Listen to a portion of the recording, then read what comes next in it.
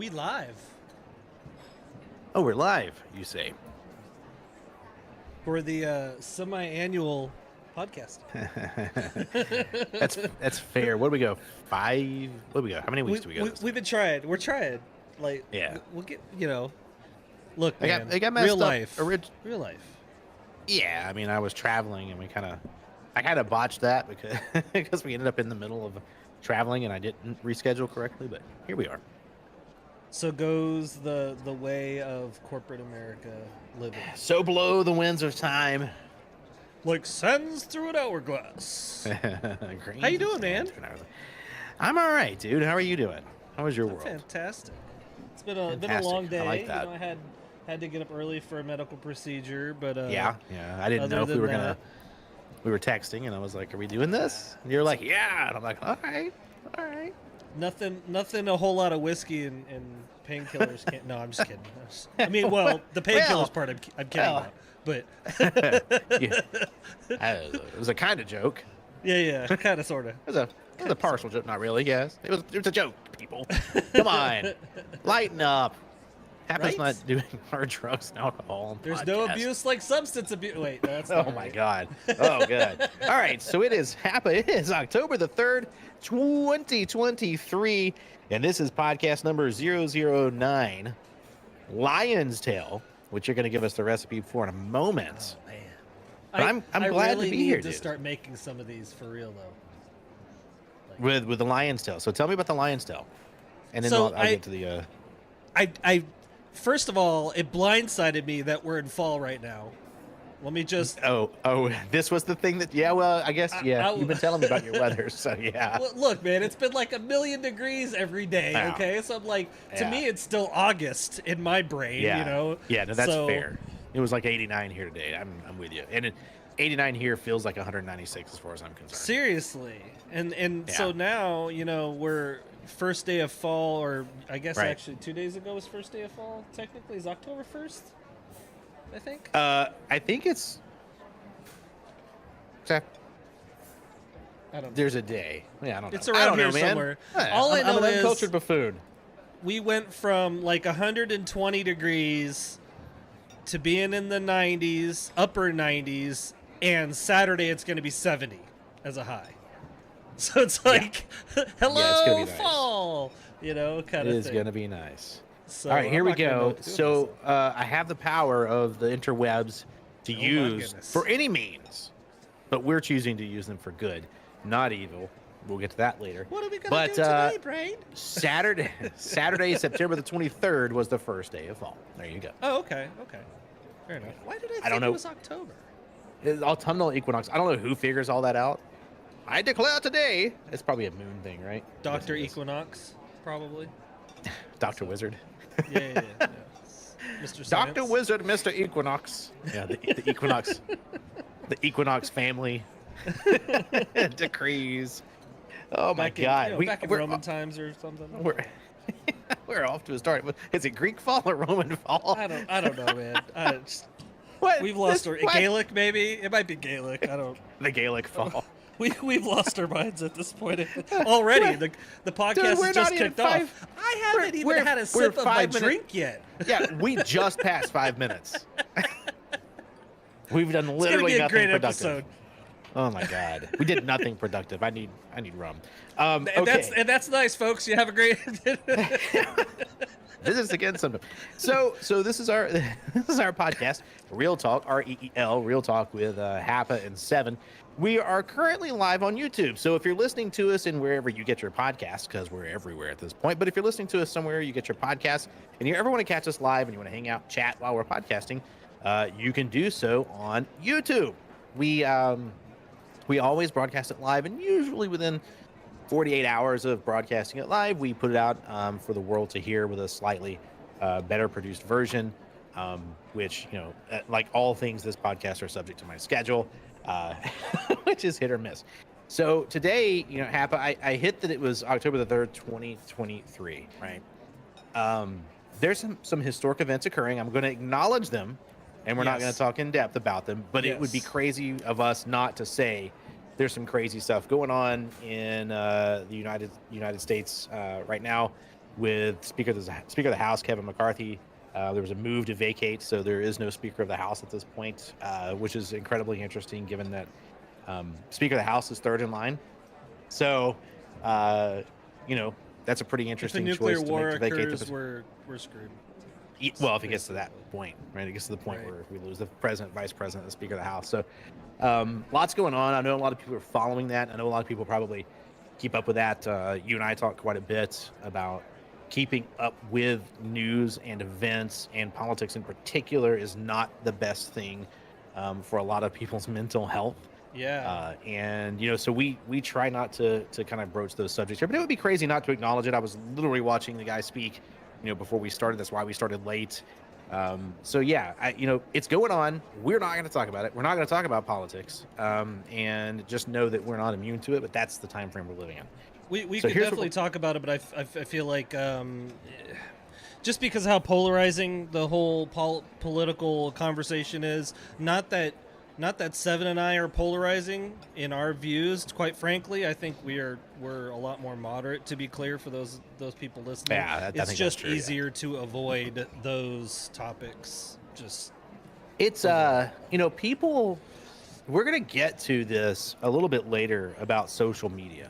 But some stuff changed in the past 10 years, right? And you really can't talk about subjects like that with friends anymore, or you just won't have friends very often. They're either going to think exactly the way you do, or they're just not going to want to be around you. So we have made conscious choices not to go into details on those things. There is an event, however, and it's worth mentioning the events going on. So we do have a good podcast planned. We have been collecting, items and then dropping them off of our discussion list and collecting them and dropping them off for 5 weeks. So there were some that came and went. And I'll be honest, there were some really good ones in there that we're not going to be talking about because we had to move on. And from a time standpoint, we can't talk about everything we want to, unless we do this more often, which I would love to get to, and maybe we can do that soon. But we are going to hit some cool stuff tonight. So tonight we're going to hit up, should the United States start banning unnatural ingredients in food? I think that's a really interesting conversation. We talked about fake chicken. Well, vat-grown chicken. Yeah, vat-grown chicken, a while back. So this is a continuation of that. Of a food product. Oh my God, it still gives me the heebie-jeebies. So recycling plastics into vanillin for ice cream, which I thought was a fascinating one. So we're gonna hit that one. Are AAA games in trouble? So there's some interesting stuff going on in the AAA gaming world. Both of us love games, and we'll talk about that. The Epic Games layoff, right? There's a big hullabaloo around that. Why does the metaverse suck? And oh my God, that could probably be 3 hours on its own for me. Yeah. And then why are some people just so freaking negative on social media?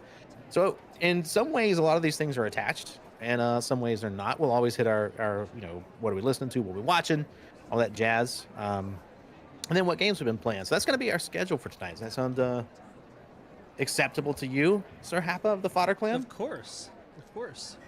It's always acceptable.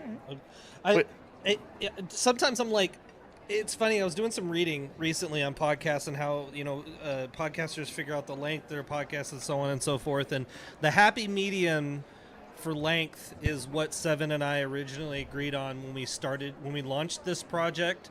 We were like wondering if an hour was good, but I already knew the way that he and I are long-winded typally, that 1 hour wasn't going to cut it. We wouldn't. I mean, especially you. Yeah, heck yeah. I'll fully admit that I'm a freaking windbag for sure.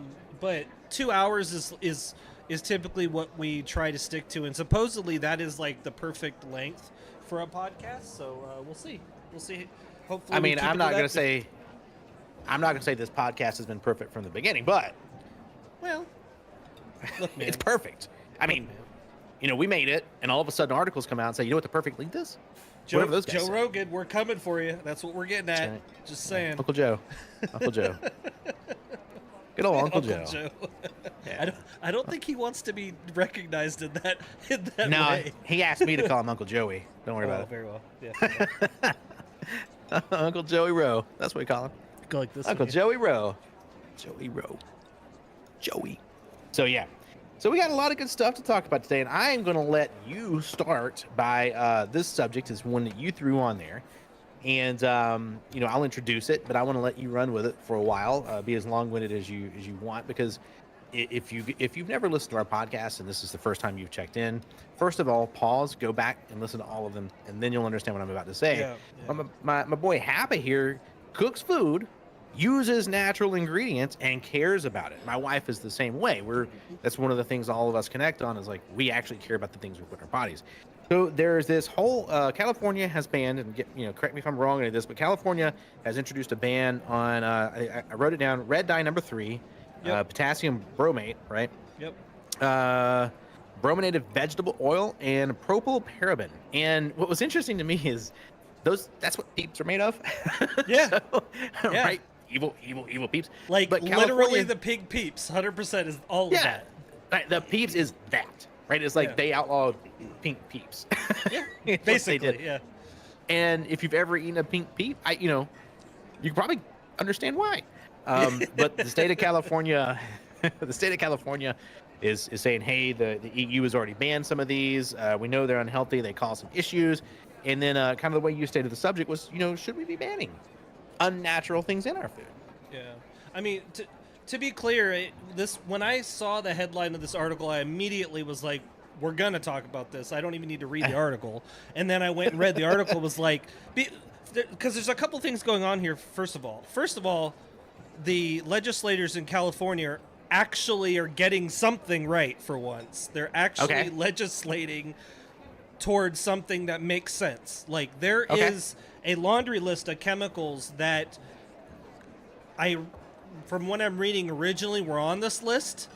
And then, unfortunately, through probably the companies that essentially, go to these legislators and say, hey, we're giving your campaigns money or whatever, you can't be doing all this against us. They narrowed it down to those 3, which for years, those 3 have been known to be carcinogenic or cause Down syndrome and autism and all these other side effects, liver issues, kidney issues.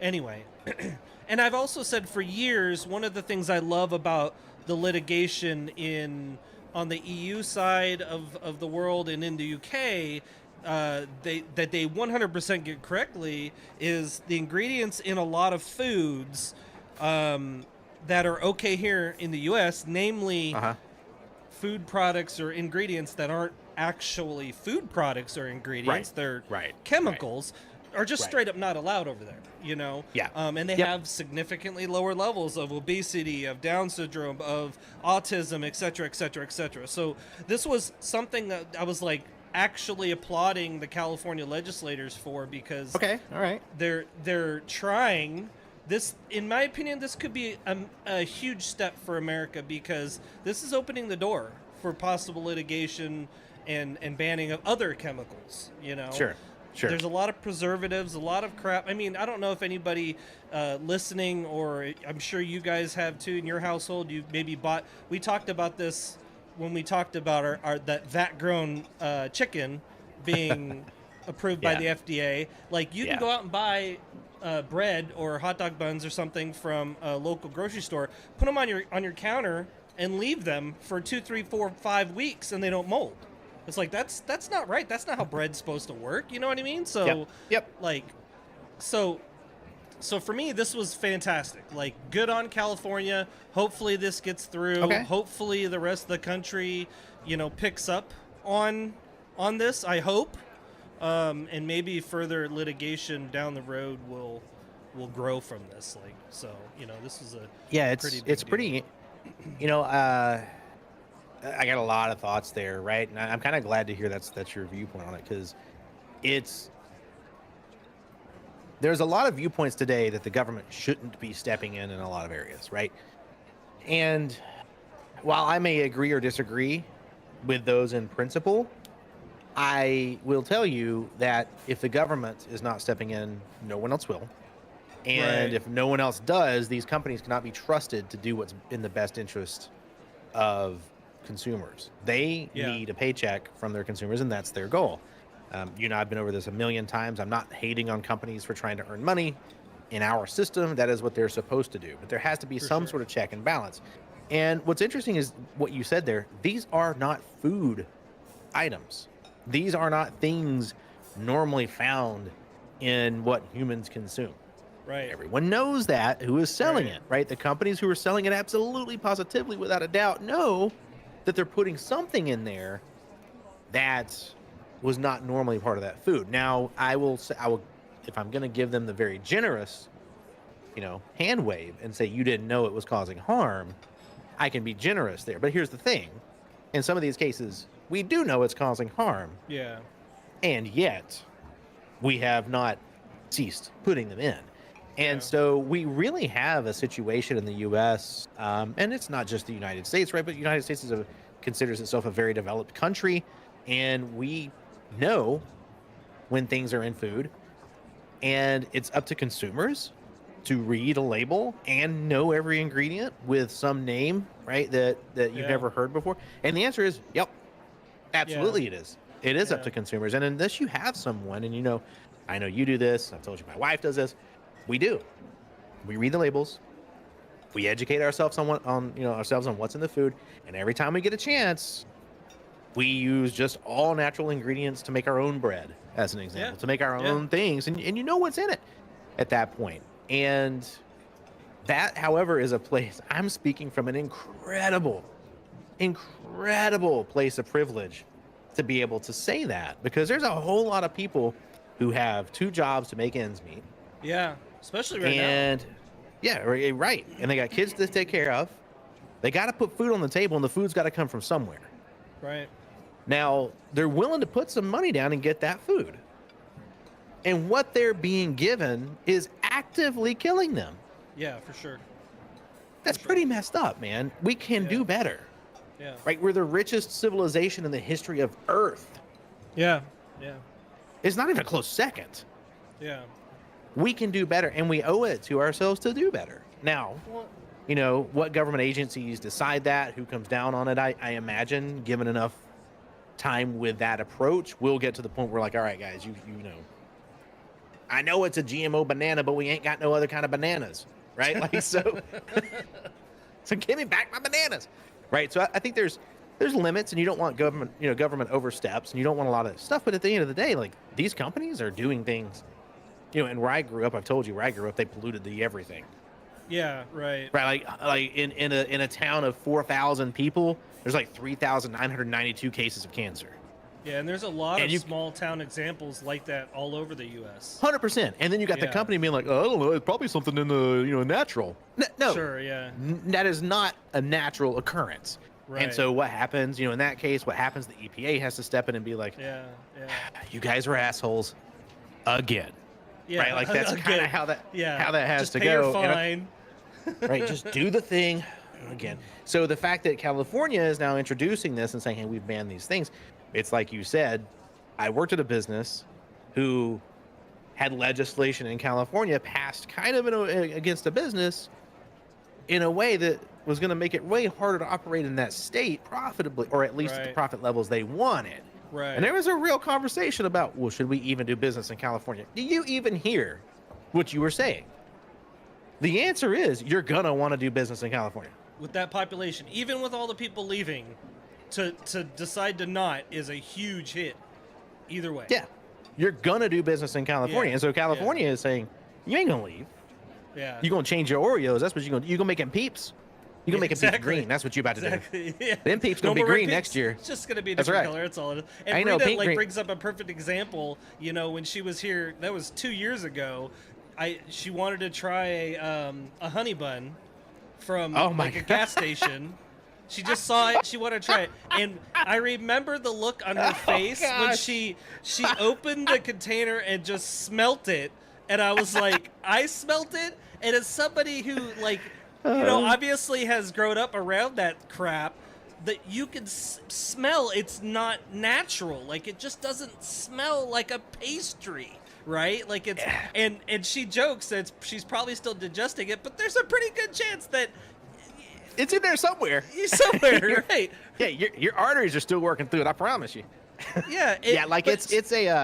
No, I'm really hopeful, though. Yeah. I'm really hopeful that Okay. this is the first step towards, I'm hoping other states recognize this, maybe get on board with it. The problem you run into is, at least the way I see it, is because the food industry overall, especially here in the U.S., to mass produce at the cheapest possible coin cost is very much overpowering common sense. So we would almost rather have chemical reproductions of whatever product than we would the actual whatever product.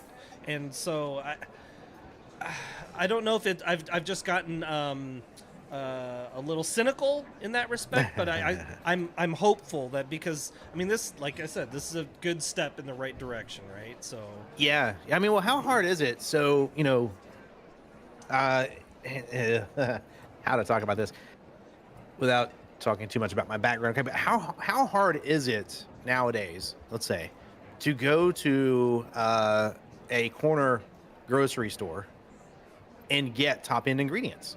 It's actually really hard. Yeah. You can get, I'm not saying that everything there is junk. I'm not saying that. But I'm saying if you want to make a gourmet level dish, right, and you want to get nothing but just the purest organic top end ingredients, you got to go to some specialty store. So the big box stores may have a little section, where you got a few things. But that's why things like Whole Foods, right? You go to a Whole Foods store, and it's like that's what they make. Their whole entire world is that. And guess what? It's expensive. But their workers are also paid more, and they tend to be happier. Like, there's a whole ecosystem here that we could talk about. Are you talking straight up ingredients to make pasta, or the actual pasta itself? I'm talking about the very base ingredients. If you wanted to sit down and say, I'm going to make something from scratch, because that's what I was saying, like bread as an example. Sure. I want to sit down and make bread. Try to find non-enriched flour. There you go. That's a perfect example. It is next to impossible to find flour that isn't enriched, because enriched flour is actually not good for you. It's actually really bad for you.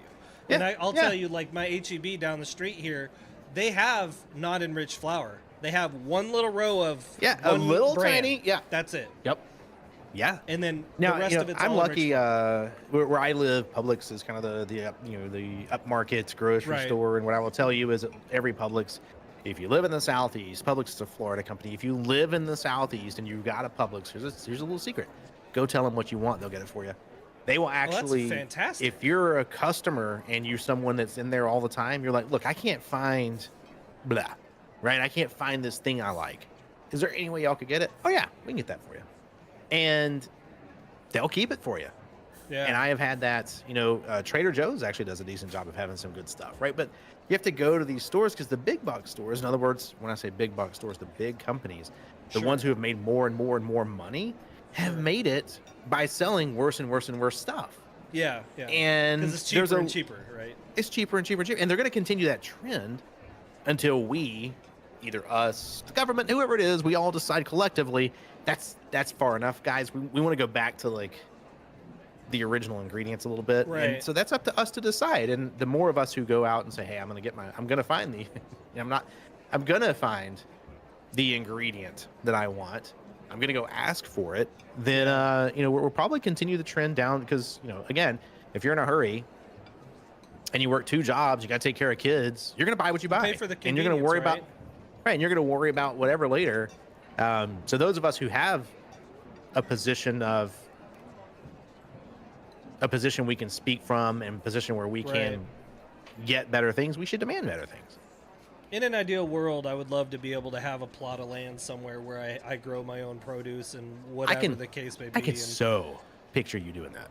Oh, I'll wear the overalls and everything, bud. I'll have the straw hat. I can absolutely. I'm all about it. Let's do this. Well, we got a lot of land near me. Head on this way. Hey, well, it's getting crowded near you. I'll think about it for sure. It's getting crowded over there. I can sell this place. A subtropical, year-round growth. I mean, I'll grow some sorghum. Let's go. Sorghum. I don't even know what you use sorghum for. I just know it's a cash crop. I got all the sorghums. I have no idea what sorghum is. I don't even know what it is or what it looks like. What do I use sorghum? I should probably Google that someday. I don't know. I'm going to do it right now. I'm going to be up at 3 a.m. tonight freaking looking up what sorghum's used for. You're going to be texting me at 2 in the morning. I found Write it you out. know? I know what it is. Tell 10 Mel we're miles making millions. 10 miles from your house is the best sorghum country. Best soil for sorghum. Let's go. Oh my God! Why do I ever want sorghum? Okay, well, we'll I just look know that up later. sorghum, wheat, and corn are like the cash crops, or sorghum. I don't know. There's like 3 or 4 of them. Sorghum's one That's of them. funny. Soy, That is- sorghum, that and is very corn, funny. or I don't know. Ah, Anyway, soy. Now there's a lot of soy here. But so it's Yes. Alabama, right? There's a ton of soy. We've got a lot of cotton. hey still. man, you might come into tree a farms. store near you. Maybe Hapa soy sauce someday. You never know. Hapa soy. Just saying. Hapa soy. Let's go. Hapa soy. All right. So from going to from natural ingredients to recycling plastics, I have to read this because I wrote it and I was like, I can't really believe I'm gonna say it. I can give you the rundown, like the cliff notes on this one. Yeah, This one, give me the I read the heading. This was another one. I read the heading. I was like, oh, we are talking about after vat grown chicken. We are 100% talking about.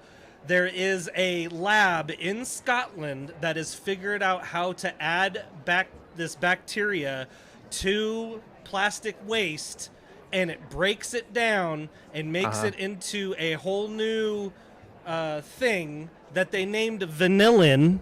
Not vanilla, vanillin, which we'll get into why I think that is that name was specifically picked for a reason, and then that vanillin is utilized to make ice cream. So you're taking plastic, you're breaking it down into a waste product, and then making ice cream from it. So at some point in the future, you and your wife are going to go to get groceries, and you're going to go to get ice cream for you and the family, and it's going to be vanilla, and you're going to have 2 probably identical brands of ice cream. And when you look at the ingredients, it's going to say like milk fats, blah, blah, blah.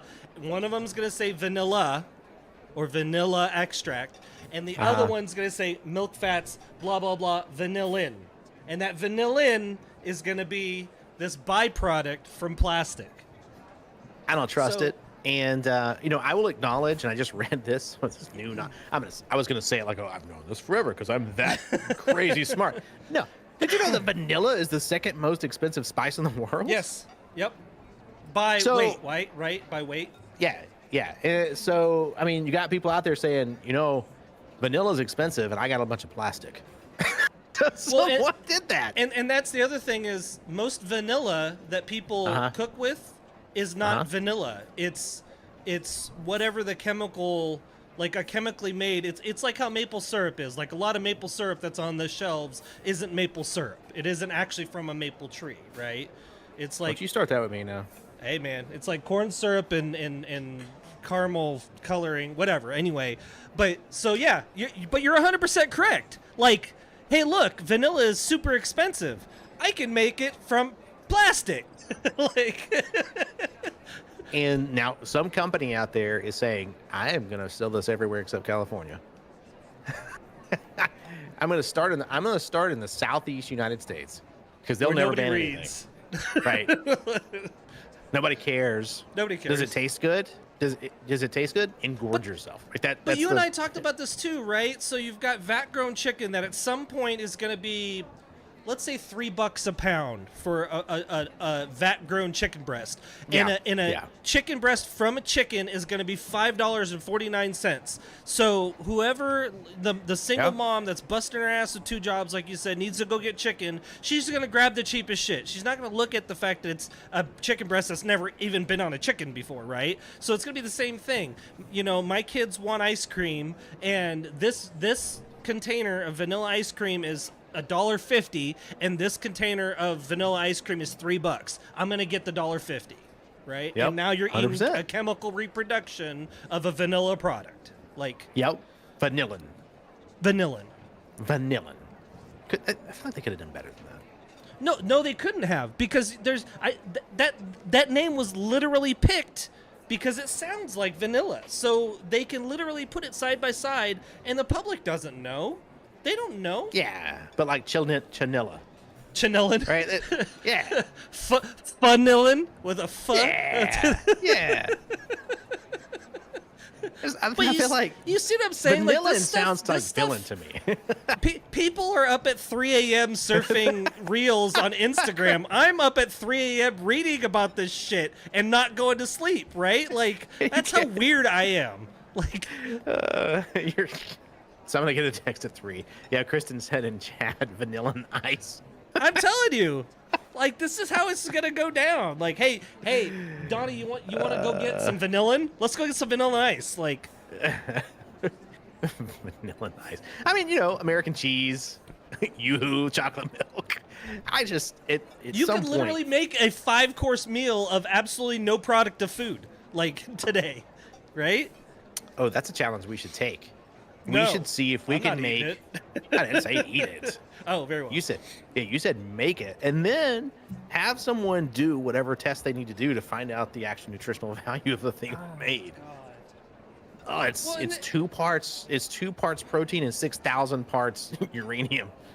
and this is the thing, uranium. You literally glow in the dark after you drink this. Yeah, your eyes will glow. What more do you want, superhero guy? A lot of people don't realize, like, the United States is like the #1 at obesity in the world or whatever, and that's because of the fact that all these chemicals, right? This is not a, conspiracy theory tinfoil hat thing. Like, the way that your body breaks down these things because you ingest them is the product hits your stomach, the body's like, break it down, but your stomach is like, I don't know what this is. I don't know what it is. This isn't a protein. This isn't a carb. I'm going to break it down into the only thing I know to break it down as, and that's fat. Sugars to fats. And that's why all these chemicals are so bad, because if everything you eat is a chemical, your body doesn't know what to do, so it breaks it all down into sugars and then stores it as fat, and then boom, diabetes, right? Dude, like, we are still, and I actually had this conversation last week. Our bodies are still hardwired to think that sugars and fats are a get as much of it as you can while it's available item, right? And a lot of people don't realize that. So when you're talking about diet, we said as we drink alcohol. Oh man, but it's poison, so I'm with it. I know it's poison. Okay. So, but you're gonna sit down and you're gonna say, okay, I'm seeking out sugars, right? I'm a hunter, I'm a gatherer, I'm wandering, I'm seeking out sugar. They're hard to come by. Yeah. And my body can turn those into energy really quickly and maybe help me hunt something else. Yeah. So your body is like, take all those, but you're limited by your ability to get them. Same thing with fats, right? Getting a fat animal back when you're a hunter-gatherer. Right. Now, farming changed that. Yeah. Right? Agriculture changed that. But when you're hunting in the wild, there's not a lot of fat. The fat antelope don't last long, right? Yeah. So, like... You only have to be faster than the slowest antelope. Right. The fat antelope's the one that went early, right? So like, that's not how it works, but we're hardwired to that. And so what happens is people don't self-regulate, right? And their body is like, give me more, give me more, give me more, give me more. And it says, I'm going to store every bit of it. Because what you're not doing is you're not running across the Serengeti trying to catch an antelope. So why don't we just store that in case you do need to run across the Serengeti at some point? And you get to the point where your body has stored so much of it, and then you keep doing it. And so it has become a cycle, and it's a cycle of addiction. We know we know these are addictions now. And to your point, like companies take advantage of that. Absolutely. And they make more money doing it. And it's up to the consumers to say no more. That's our job. I don't know, it's one of those things too where we talked about, like, where realistically regulation probably needs to occur, because if you think for 1 minute you can count on a corporate person to freaking do the right thing nowadays, you're just crazy, right? Like, you're just crazy to think that, right? Yeah, no, I've been in too many of those rooms. I'm fact. And businesses are gonna business. Like, you can't get around that. I'm not, exactly. Businesses are gonna business, right? Right. So I can't blame them. And to be honest with you, we as humans play into it because we're, well, of course I'm gonna go buy vanilla and ice cream. Like, why would I not? It's $1.50 a gallon. Like, no, absolutely. I mean, dude, we're dealing with, at this point, we're in the United States of America, and we have food deserts. Yeah. right? So if you've got a thing that you can make available somewhere where other people can't make it available, and you can make it available at a price other people can't beat, you will sell it to someone. For sure. Yeah.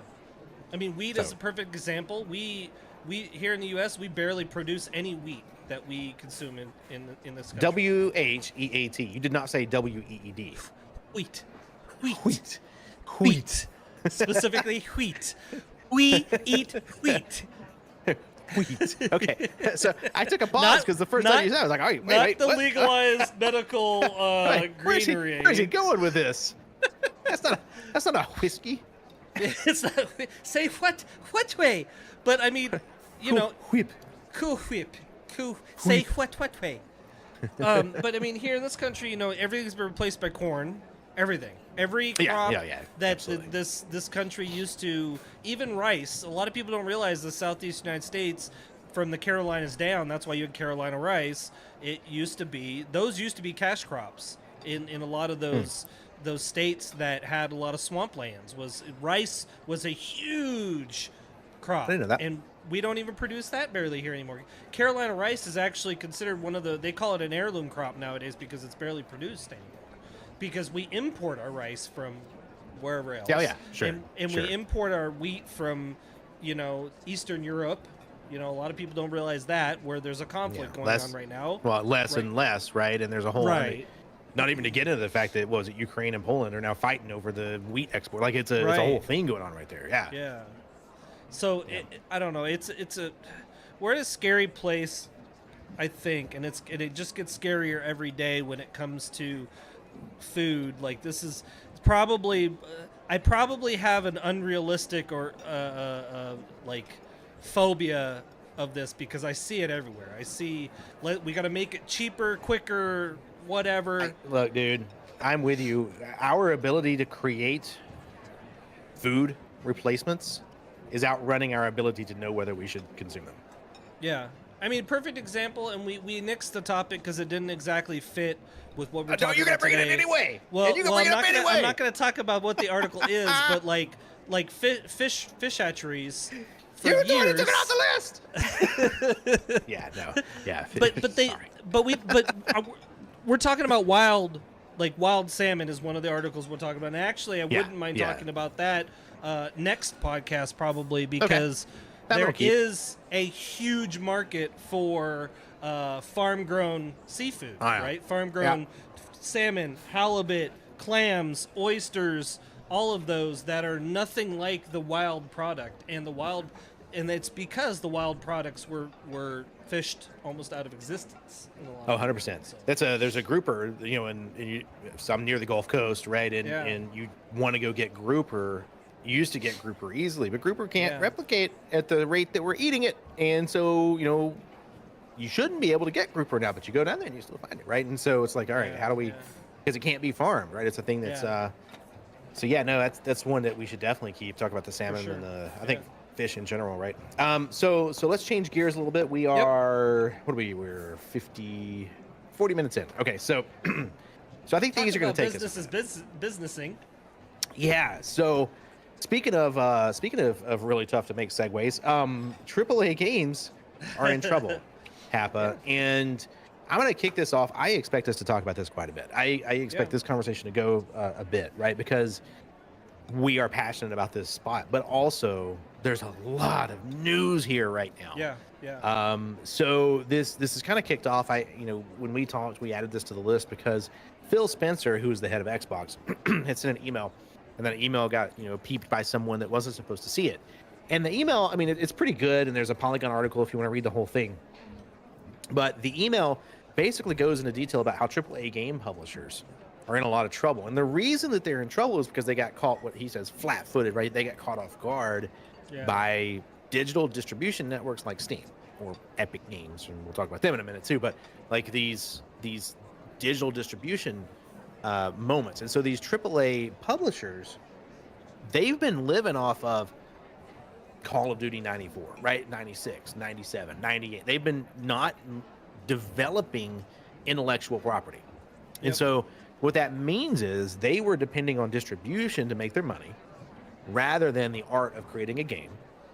And now you've got games like Dredge that came out not too long ago. You got games like BattleBit Remastered. You've got games like Baldur's Gate 3. These games are coming out, and you look Larian Studios like Baldur's Gate 3. Like, people knew them. No one expected that thing to go where it went. Yeah. BattleBit came out of nowhere, right? Yeah.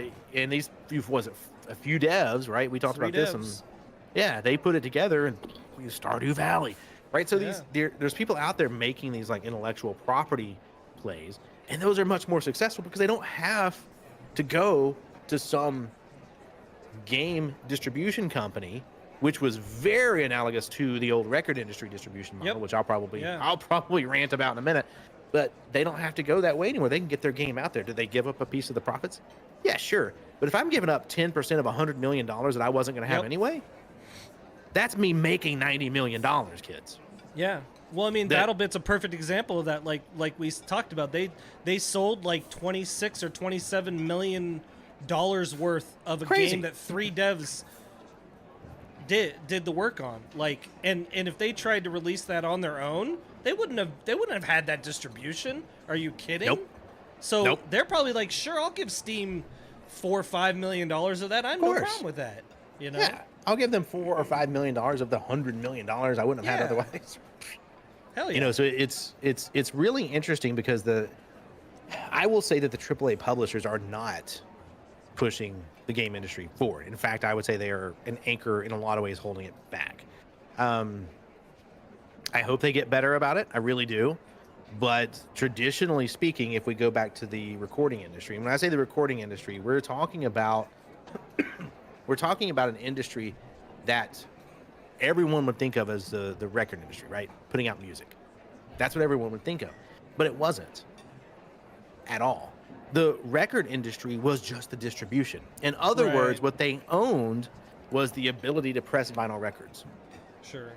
What they owned was the ability to mass produce cassette tapes, or mass produce CDs. That's what they owned.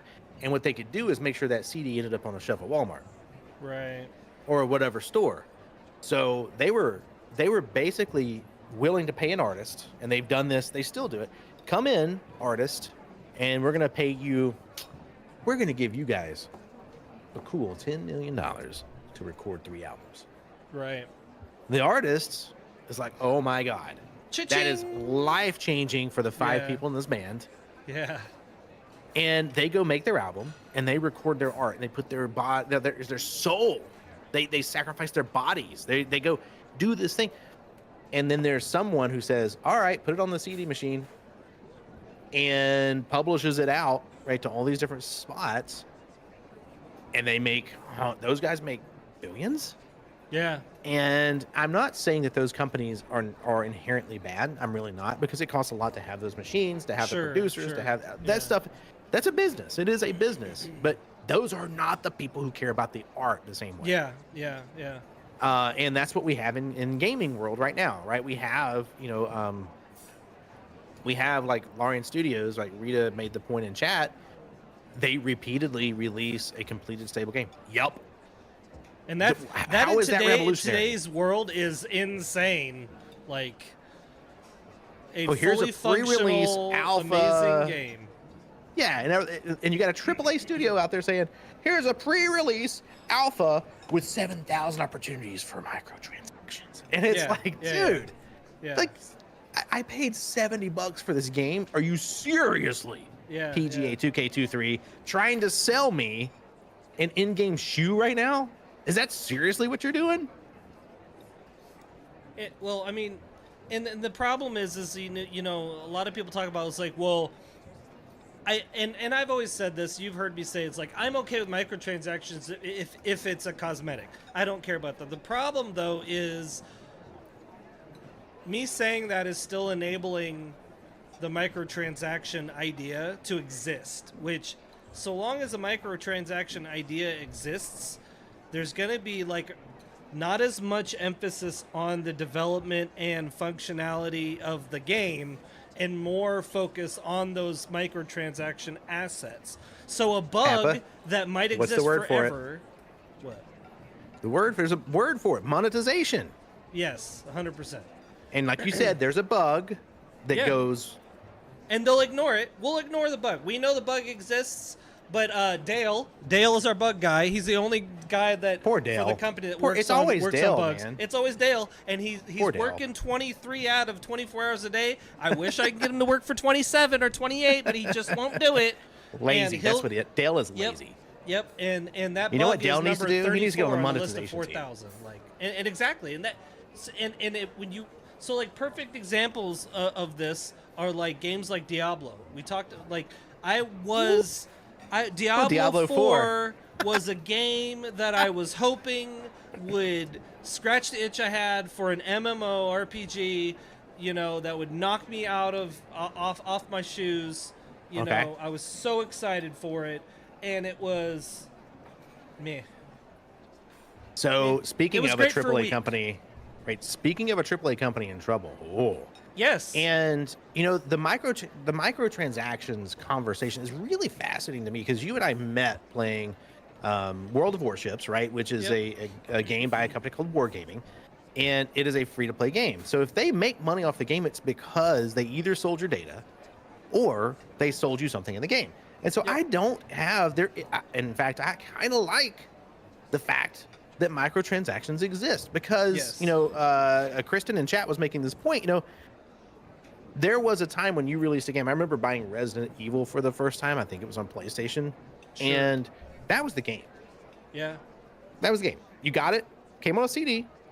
Remember the CDs had the little. They were black instead of the normal color, so they were super Yep. cool. But they came out on a CD, and if it had bugs, it had bugs. And that's what you got. Nowadays, because of the way subscriptions work, battle passes, microtransactions, all these things work, it encourages the development studios to continue development on the game. And so Yeah. you do have games that go for, you know, like EVE Online, right? It's still going, right? You have these games, World of Warcraft, still going, right? And there's an incentive for the game creator to continue to work on it. And if you go look, you know, there's Elder Scrolls Online, you go look at Star Wars, The Old Republic, right? You start looking at some of these games that have been around forever, and they don't make $100 million a month, but they make plenty to have a dedicated It's a slow engineering drip. team. Yeah, and they make some money, and so the Yep. game keeps going. So there's advantages to that. What happens though, and I would say that the AAA publishers are the most guilty of this, Yeah. is charging $80 for a game and then force advertising every time you open the game. Don't you want to buy something a little bit more? Yep. And then hiding things that people actually thought they were buying behind microtransactions. And so Yep. at that point, you are over monetizing your market. And so Yeah. there, you know, Yeah. I'm being facetious when I say there's actually a name for it, and it is monetization, but that is absolutely true. Every gaming company you go to right now Yeah. is gonna, and this is every software company too. So gaming it's not unique to gaming. They're gonna have a monetization group. Yeah. And those people's jobs is to sit down and say, how much money can we get out of the average user? How can we get more of the average user that gives us more money? That is the whole point. Sure. Yep. Now, but when that becomes the entire point of your entire team, you miss the mark and your game's no good. Yeah. Perfect. Yeah. Perfect example. And when you go back to it, you look at companies like Bethesda and EA because they are, in my opinion, probably the worst at Yep. that.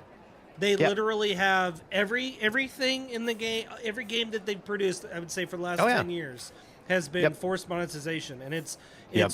really, really, really bad. I mean, the Battlefield franchise is a perfect case in point of it, where you needed early access, or you needed battle pass, or you needed along with the $70 game to get all the Yeah. content. Yeah, right. Whereas in the past, like you said, you'd $70, you'd get the game, you're good to go, right? Like, Yep. and Yep. and both of them are very predatory in their monetization, very aggressive, to a point where I personally have gotten to a point now where I don't even want to early access purchase a game anymore. Right. Because I used to do that because these games would be amazing, you know, and Yep. I will fully admit that I fell into that repeatedly with games like Amazon games, New World. I fell into Oh that yeah, because you were I was into you. I was You were into super New World, excited man. about it. It had a lot of potential, and they just landed flat on their face. Like I said, Diablo 4 was another one, exactly the same. Was Yep. super excited, all that, and if you really want to show the success of a title like Diablo, right? There are more concurrent players right now playing Diablo 3 right now than there are playing Diablo 4. Yeah, Like, yeah. Diablo, in Blizzard Entertainment, that was a fast fall, and it's not over. yeah, and I meant Blizzard. Blizzard, by the way, not Bethesda. I caught that. Misspoke. I caught that.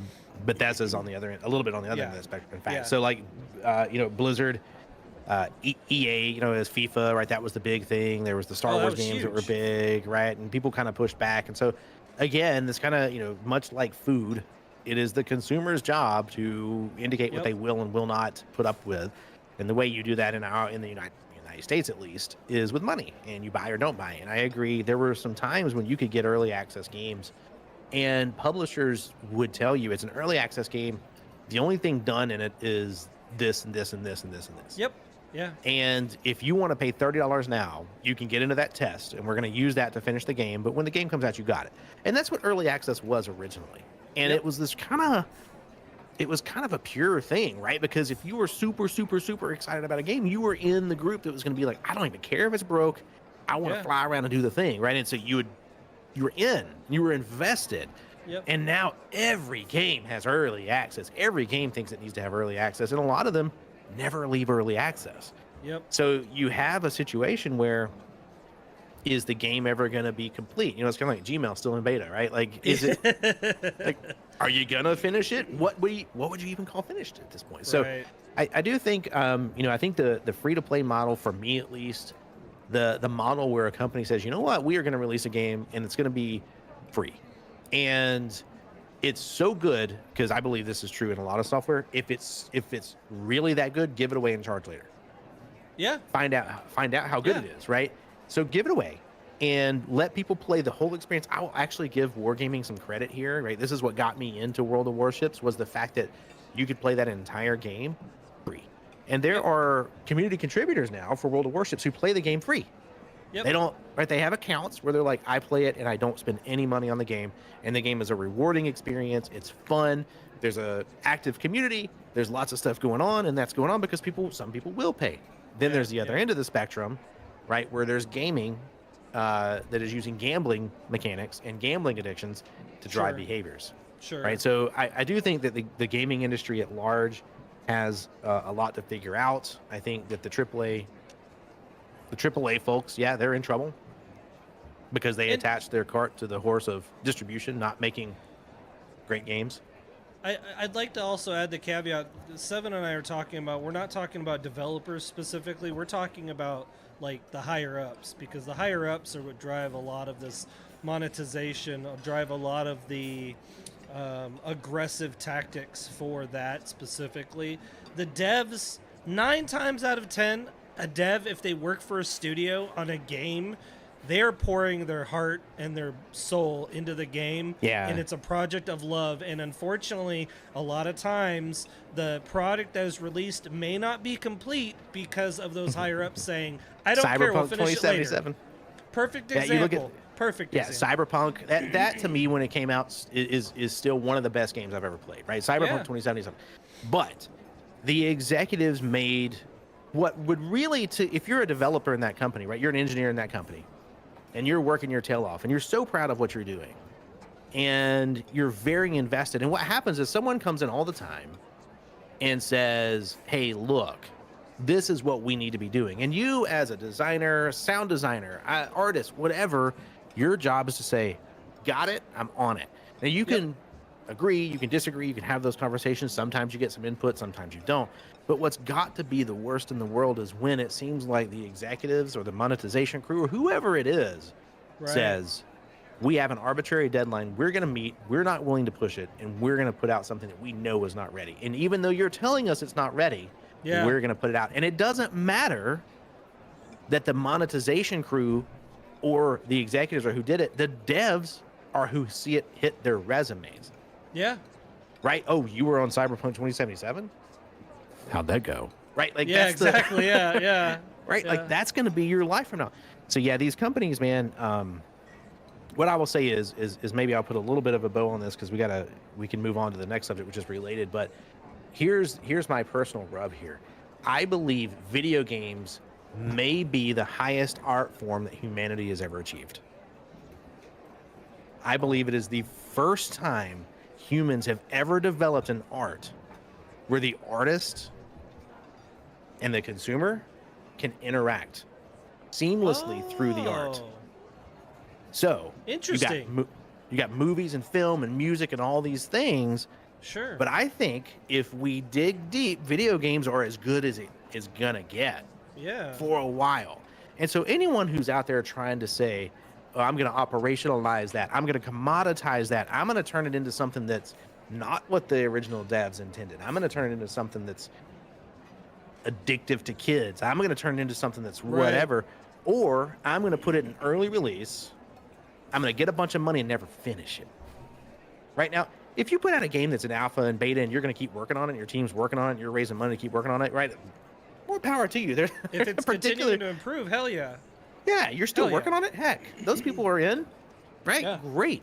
But that's not the way it always goes. I've been in a couple of early access games that they didn't make the money they wanted to make in early access, so they axed the game. They took their profit and ran. Yeah, yeah. And so you that end to up me is losing a lot just- of amazing possibilities too, unfortunately, with that. I would say. 100%. You know, and having done as many software projects as I've done in my world and in my life, what I will tell you is the last 10% is where the magic really happens. It's also where everyone has to dig a little bit deeper. Yeah. Yeah. Right, because the last 10% is where it all starts to come together. You have to make the hardest decisions, and if you take that and you artificially hide it behind, we're going to push it out on July the 1st, come hell or high water, or you say, yeah, I didn't do so well in pre-release alpha though. Yeah, so I think we're just going to axe the entire project. We're just going to get the whole team's out of here, which is a perfect big studio segue. thing. I did it. Look at you go. I'm so proud. I got us to a segue. Hapa. 7's growing up. Believe that. Okay. Speaking of layoffs at Epic Games, Epic Games, dude, that they got some stuff going on, and there's a really easy segue. Can we just out talk of about the this. fact? What? Okay. Well, before we delve into this, because you're the corporate guy. Oh God. Let's go back to the beginning. What were layoffs originally used for? No cynicism. Like, what back in the day, you know, not like the Fifth Element where he's like, we think we could lay off a million cabbies, and he's like, lay off 2 million. It said I said 2 million. Oh, okay. You know, like originally, what were layoffs like good for companies? I feel like you're fishing for something here. I am. But I am. Okay. All right. I don't know what you're fishing for, but I'm gonna take it and say I'm a corporate. It's a corporate restructuring, right? I can work with that. I mean, look. Okay. All right. If all you right. look at your future and you're seeing that you're going to have Yeah. either a net loss or Yeah. your goal is not going to be met, Uh-huh. unfortunately, the labor force typically is the one that they're going to attempt to Yes. make Yes. up for that, right? We didn't sell enough stuff. All the workers got to go. Yeah. Okay, so roll into this topic, and then I'll continue on with Okay. that thought. So yeah. we'll come back to that. Yeah. Corporate restructuring, right? It was literally you sitting down and saying our business is on the wrong track, and it will cease to exist Correct. if we don't do something drastic, right? And so I will say in the tech industry at large, I think that the trend of overhiring and then laying off is not good. You know, that's an industry I'm very, very, very deep in, and I've seen way too much of the overhiring practice. And what it does is it drives salaries to a just absolutely unsustainable level. Promises a lot of people with, you know, fresh out of school or 1 year of college money that they simply can't justify profitably. Right. But you're going to hire them so the competitors don't get them. And then you're going to be hemorrhaging cash and you're going to say, laid off. And everyone does that at the same time. And now the job market's flooded. Yep. And these people have bought houses and they've started families and they've done all the things that you do when you get that big job that you've been, you know, shooting for forever, that big career move. But Epic Games, so the makers of Fortnite, let's get back to what they make. Fortnite. Have you heard of Fortnite? Is that a game you've heard of? Oh, no. Yeah. I think I heard of it here and there. That game is insane. Is It's huge. is that one of them like Farmville game things? it's it's I mean, look, I am being facetious. If you have not heard of Fortnite, I'm sorry for poking fun at you, because where have you been? But Yeah, Fortnite is one of the last 5 years biggest. It'd be hard to overstate how big that game is. And so Epic Games is cutting about 16% of its staff. Now, my understanding is that's like between 850 and 900 employees. Jeez. That they're cutting. And that's a deep cut on the back of Facebook, Twitter, other game, Blizzard, right? You're going down these, and all of a sudden you've got these immense amounts of very talented people, right? If you're working at Blizzard, you're talented. If you're working at Epic Games, you're talented, right? You may not be the best there, but you're the best somewhere. And yeah, just dropping people. So 16% of their staff, and this is going to blend in with the next subject, is part of it is because the Metaverse isn't doing what the Metaverse said the Metaverse was going to do. Which I know it's surprising to everyone that Mark Zuckerberg was not fully transparent or forthcoming with information, but Epic Games, laying off a ton of people. So there's going to be a lot of people out there. If you know someone at Epic, reach out to them, make sure they're okay. So, but here's my, I didn't see in that article, did Epic say why they needed to lay off 17% of their workforce? Because let's talk about this. Epic in 2020 had $5.1 billion in revenue. There you go. That was in 2020. 2021, $5.7 billion in revenue.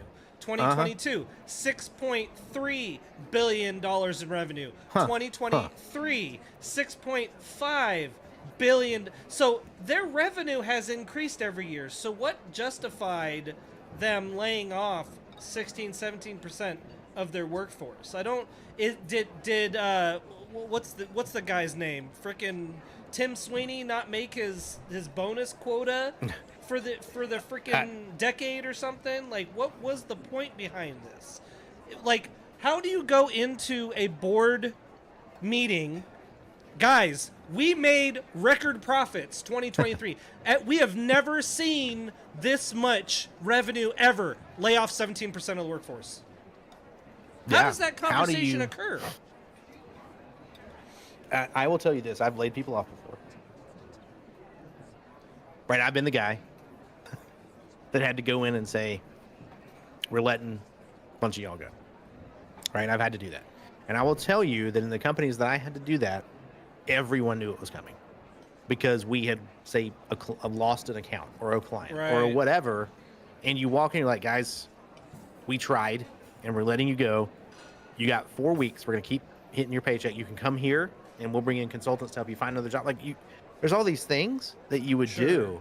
But I cannot imagine walking in and being like, hey, guys, great job last year. Yes. Getting $5 billion in revenue. How about you get out of here now? Today's your last day. Yeah, goodbye.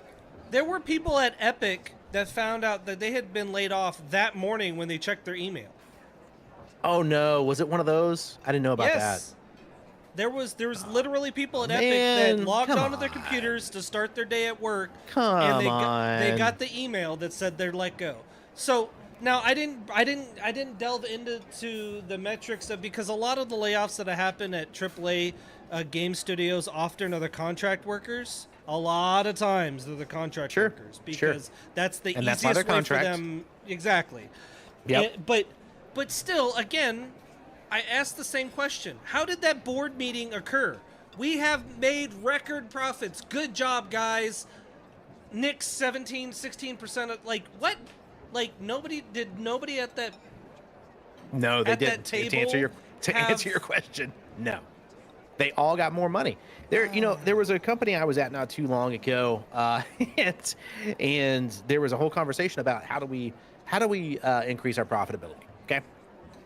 Right. So you're sitting around a table and they're like, we want to increase profitability. Okay.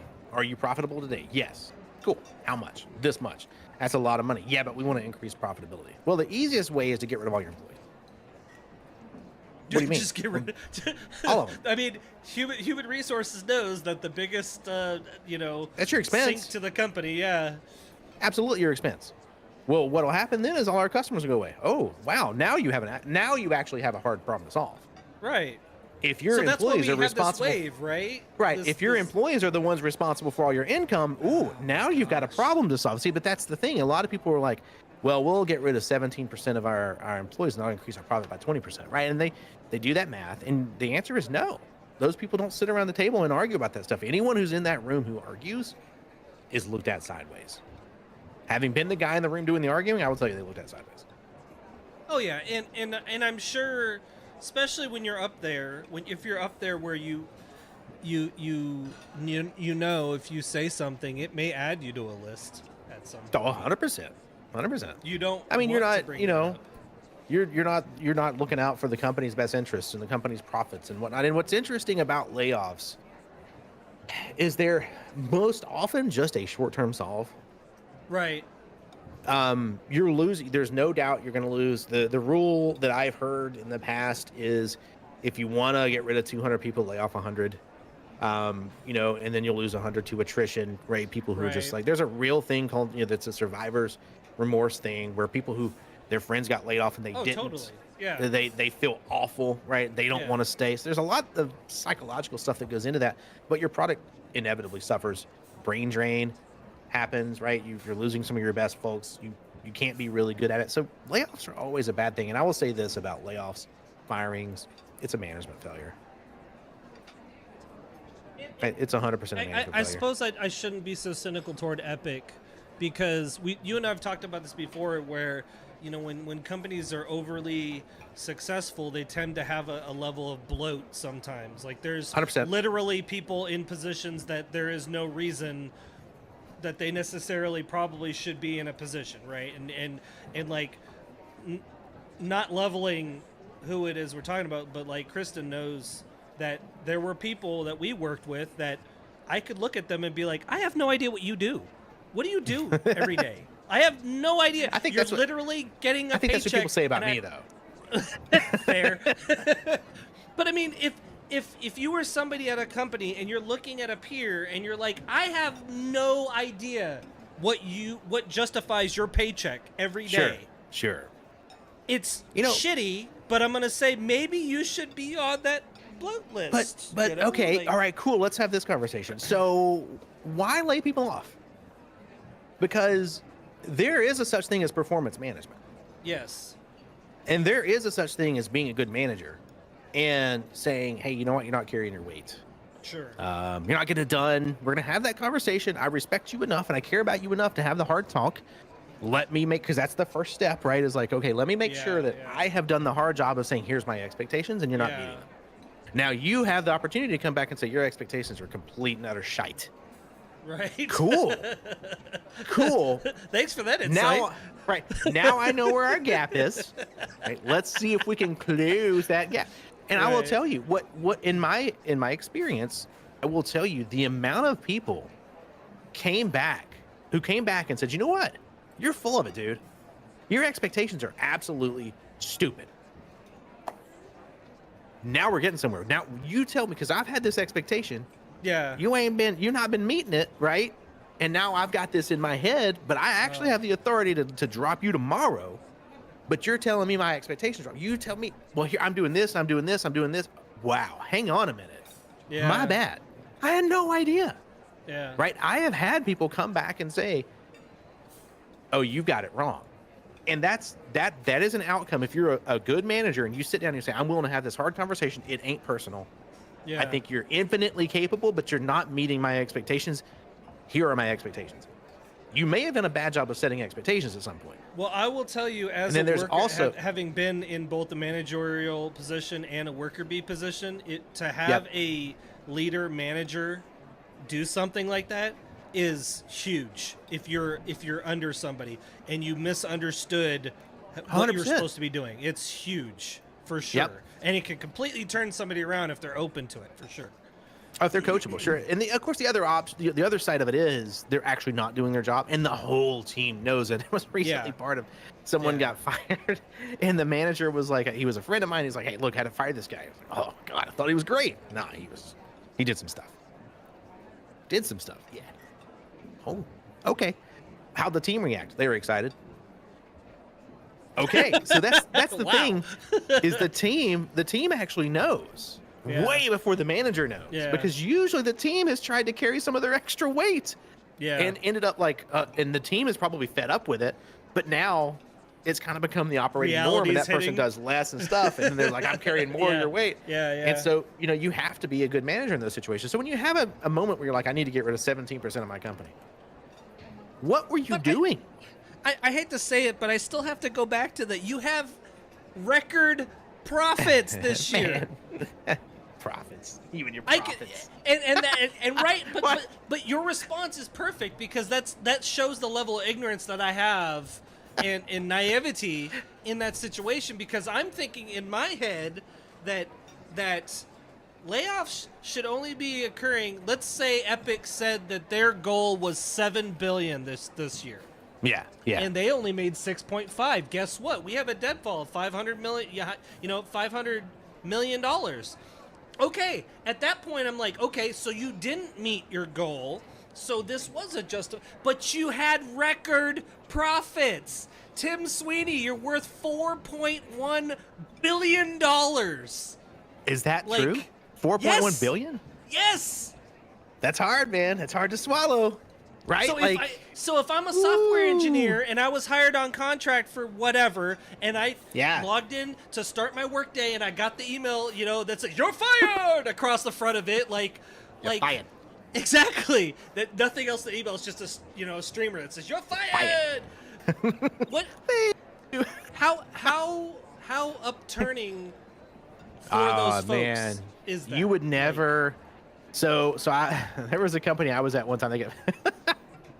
Oh God, you're gonna love this story, and it's gonna give you a time period too. So there was a company I was at, and the executives, but really the CEO, had been lying, right? So he did some creative bookkeeping, and the piper showed up to get paid, and it was time to lay a bunch of people off, right? Because the company is now going to implode.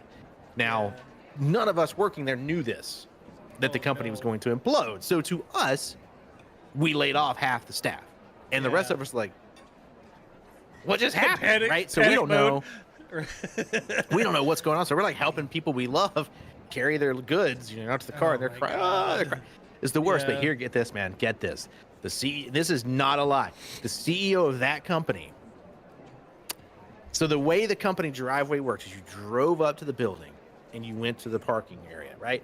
But there was a loading area you could drive under to the front door. And it was for loading of, there were some VIPs who came to that building a lot. And so you would pull in, right? And it was meant for limos or whatever to pull in and then leave immediately. Right. Okay. The CEO, the morning of the layoffs, bought a brand new Jaguar convertible. Oh my God. Parked it in the loading area where everyone who left the building had to walk by this racing green Jaguar convertible with a tan leather interior. It's a beautiful car. Nobody keyed that shit? It still had the sticker on it. And so everyone had to walk by that new car. Yeah, salt to the wound. And they ain't got a job. Yeah. Dude, there were news crews outside. I believe it. And they said, if you talk to a news crew, we won't give you your severance. Oh my God. Yeah, it's shady. It's a shady world out there, man. Business can be rough sometimes. And, and I talked about this last episode and this episode, right? It's the same thing with like the Actors Guild and all that stuff. Like this is all the same realm, right?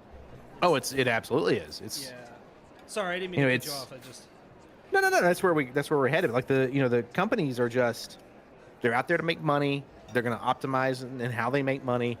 In the case of Epic, and I'll say this goes further than Epic. If you're someone who's impacted by Epic or Blizzard or any of these places, if you can take a moment, consider the people that were let go with you, and think about whether you could start your own studio. Right. and do it for the love of the game. Yeah. Because I will tell you, the world is supporting people like you right now. There was a period of time where we didn't. We all bought AAA games and we treated indie studios like they didn't exist. That's not the case anymore. Yeah.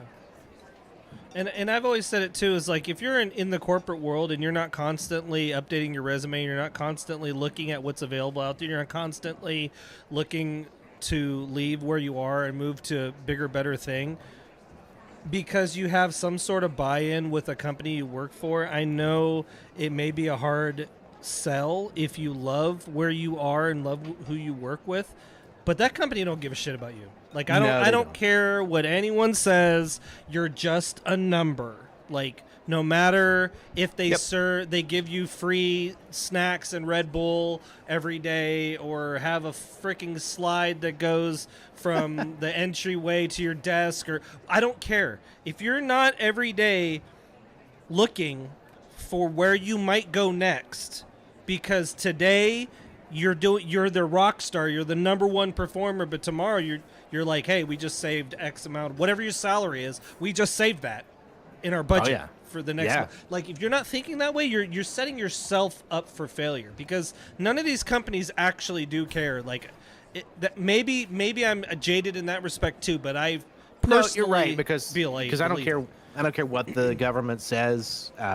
Companies are not people. Now, your manager may actually care about you. Yeah.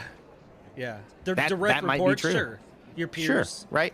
So it's not really about the people. It's that the company at large does not care about an individual, and it's not supposed to. Right. It is supposed to be more resilient than that, right? It's supposed to be to where one person shouldn't be able to, kill a company, and Elon Musk is trying his damnedest to prove us wrong on that. But, it is still running. Literally, Ish. I give you that. Ish, right? But it's like, that's what companies are built to do. And so I think that maybe there was a period of time, I know, my dad and probably his dad before him would say, get into the ground level of a great company, work your way up and spend your time working, be a company person and all that. And that's just not, that was something that was ingrained in a lot of people. And I just don't think it was ever, I don't think it was ever a really good thing to do. Well, is that still a thing? Like you got in and worked for 35, 40 years, and like, is that even a thing in corporate America anymore?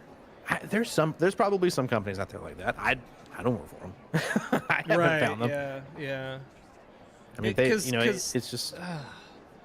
So, like, case in point, we talk about Epic, but like, if you really delve into like Blizzard, like, and I could talk at length about Blizzard. I shared with you that video that was perfectly explained the implosion of Diablo 4. Like, devs were working literally 18-hour days to try to meet the deadline of release, and their incentive to work more than 10 hours a day was a $20 Starbucks card. Yeah. Like, if you work more than 10 hours a day, we'll give you a $20. Are you freaking kidding me? Like, what's sad is, because you have devs that it's a passion, the game is their passion, they're going to put the time in, they're going to get, they're losing time with their families, their kids, they may be losing whatever the case may be, only to have a game flop because of greed, essentially, and directions, and a toxic work environment, and sexism in the workplace, and sexual assault, God help you, in the workplace. Goodness. But the devs are getting a lot of the brunt of that, and that to me is just a travesty. Like, and then, you roll in and you're fired the next day. Like, we're upside down in a lot of ways. So there was a time when, in the Industrial Revolution, where the person running the factory probably knew the most about how the factory worked. Right. And that person was big boss, right? Yep. So the information age has changed all of that. And there are people who, and they're devs a lot of times, they're artists, they're whatever. They are the most valuable assets in the organization. They just don't want to be big boss. Mm-hmm. And there's I hope that we're making a turn in at least the tech industry, where we're starting to acknowledge that someone who's an engineer, let's say, they have a perfectly valid amount of value to bring to the company, to pay them like you would pay an executive. Right. And they can remain an engineer. unfortunately, the truth is there's still an awful lot of executives out there who just see engineers, or they see devs, or they see artists, or they see community managers, or they see people who are trying to operate the day to day as if they are somehow less valuable than someone who's an executive. Well, I could just get another one of you. You're not original. And here's what I'll tell you about being an executive: it's nothing but a title. Yeah. And it's a title that someone gave to you. You never earned it. That's not a real thing. You don't earn your way into being an executive. At some point, someone gives you executive. That's how that works. Right. That's how you get your $4.1 billion? Someone bequeaths it to you, right? Someone gives you the thing. And so it's really a disingenuous moment to say, we're going to lay off. And I promise you they didn't lay off a bunch of executives. Right. Yeah. That's not how it worked. It was the bottom level guys, the contract folks. 100%. The people who were working 18 hours. 16% of it was 800 and see, I'm reading here. I'm going to read here. Scroll almost up. It's 1,000 folks. 800. Yeah, it was like 890 or something like that. I've lost it now. Yeah, like 890. It's so many people, dude. That's so horrible. Yeah, over 900. Over 900 folks. And I feel like to a degree we're bagging on Epic. We're not. We are. But we're bagging on anyone who has 900 people to lay off and lays them off. It's inhumane in a lot of ways. Oh, God. And, bad management decisions. Now, I for one, would love it if managers came out and said, you know what? And there's some that did this when we went through this round of tech layoffs that we went through not too long ago. You and I talked about it. We had a podcast that went around that too, right? We're talking about a lot of companies were doing these layoffs, and they were all doing them at the same time. And there was a couple of executives that actually came out and said, you know why? Because the executive management screwed up. We made a bet on something that ain't paying off. We overhired, and we screwed up. And at least I can respect you when you say that. Yeah, for sure. Yeah, if you admit that you made a mistake, I 100% could give you. And that's why I said, like, if they had said, now it's kind of still questionable, but if you're going to say we didn't meet our goal for profit margin or profit whatever this year. Okay, at that point, I can say I understand. It's still shitty. You still laid off 900 people, but I can kind of understand in the games industry, there's always a publisher somewhere trying to hire somebody. Like, well, in the games industry too, you don't make your money until after you did the work, right? And that's a really, we were talking about microtransactions and stuff earlier. That offsets early releases. That offsets some of that to say we can make money while we work rather than waiting to make money after we work. And anytime it's just like a movie, right? Anytime you're going to make money after you do all the work, there's a real chance somewhere along the line some executive is going to pull the cord because they don't believe that it's going to pay off. Yeah, that Netflix the way they had hoped it would. Oh my God, yes, 100%. Netflix is a perfect example of that. With Epic, right? So Epic being a really good example. One of the things that I had read, and I don't know the validity of this, so take this as fifth-hand information, but I'm going to say it like it's fact because that's much more entertaining, is that Facebook had oversold a Metaverse. Epic had apparently invested a lot in the Metaverse. Now, I have really strong opinions about the Metaverse. I also have really strong opinions about Facebook. He's not kidding when he says he's got very strong opinions about the Metaverse, but anyway. Oh, 100%. But let's take a look back, right? I have some friends who are in journalism, and I watched Facebook actively destroy journalism through misinformation. I believe it. I believe it, 100%. They said, we talked about this on our first episode, by the way. We did. They said, stop doing print journalism. Yep. Print is dead. Video is the future. And what they did was they sold executives on, hey, let me show you how much more money you're making with videos than from print. And they overstated the amount of time someone spent watching a video, because what they did was they stuck videos in every single feed. Yep. And I know you were scrolling by, scroll, and you didn't care at all about those videos. But they counted that as a hit, though. They counted it to those people who were paying for advertising. Oh, they counted it as full advertising. And they said, look, so they shoved a bunch of videos in and artificially inflated the numbers. And then journalism offices all over the country, probably the world, started getting rid of the newsroom people and hiring video people. Yep. Facebook got caught doing it. but journalism's gone, and we see the results of that all the time right now. Oh God, yeah. So yeah. the fact that Mark Zuckerberg comes out and says, pretty soon after, advertisers are like, Facebook's toast.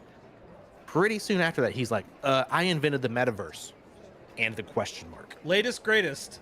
I invented the metaverse. This is where everyone will going to be, and they're going to look very artificial, like I look in real life. And he is like, we have invented a thing. And he's like, everyone look. And he puts these little headsets on people, and you look, and it's like, that is really janky. What is that? Right. But what happened is all these companies, and I was working with someone at the time who was the head of innovation for a company, and he's like, oh my God, metaverse, that's where we need to be, is the metaverse. And I was like, what in the world are you on? And he's like, oh, that's where everyone's going to be, is the metaverse. And I was like, the only people in the metaverse are people who still think advertising on Facebook is a good idea, because that's the only people they can talk to now.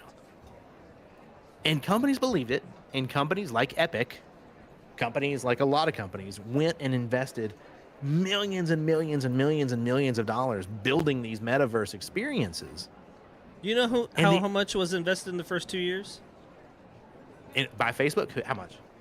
No, invested into Metaverse total. How much? Right? 2021, $57 billion. That was the first year. 2022, $120 billion. So $177 billion was invested in 2 years. How much is it worth now? You told me the number. Well, how much is it worth? Well, what was it you told me? Okay, they get around 200,000 total monthly active users. Yeah. Monthly.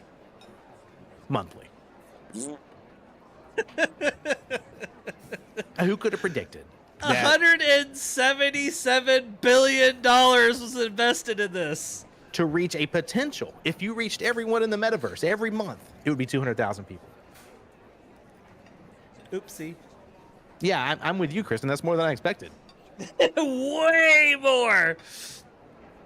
Oopsie.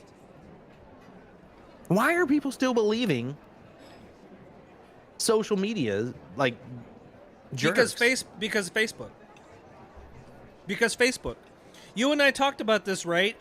So I think you and I started our podcast at a perfect time because we were rolling out of COVID.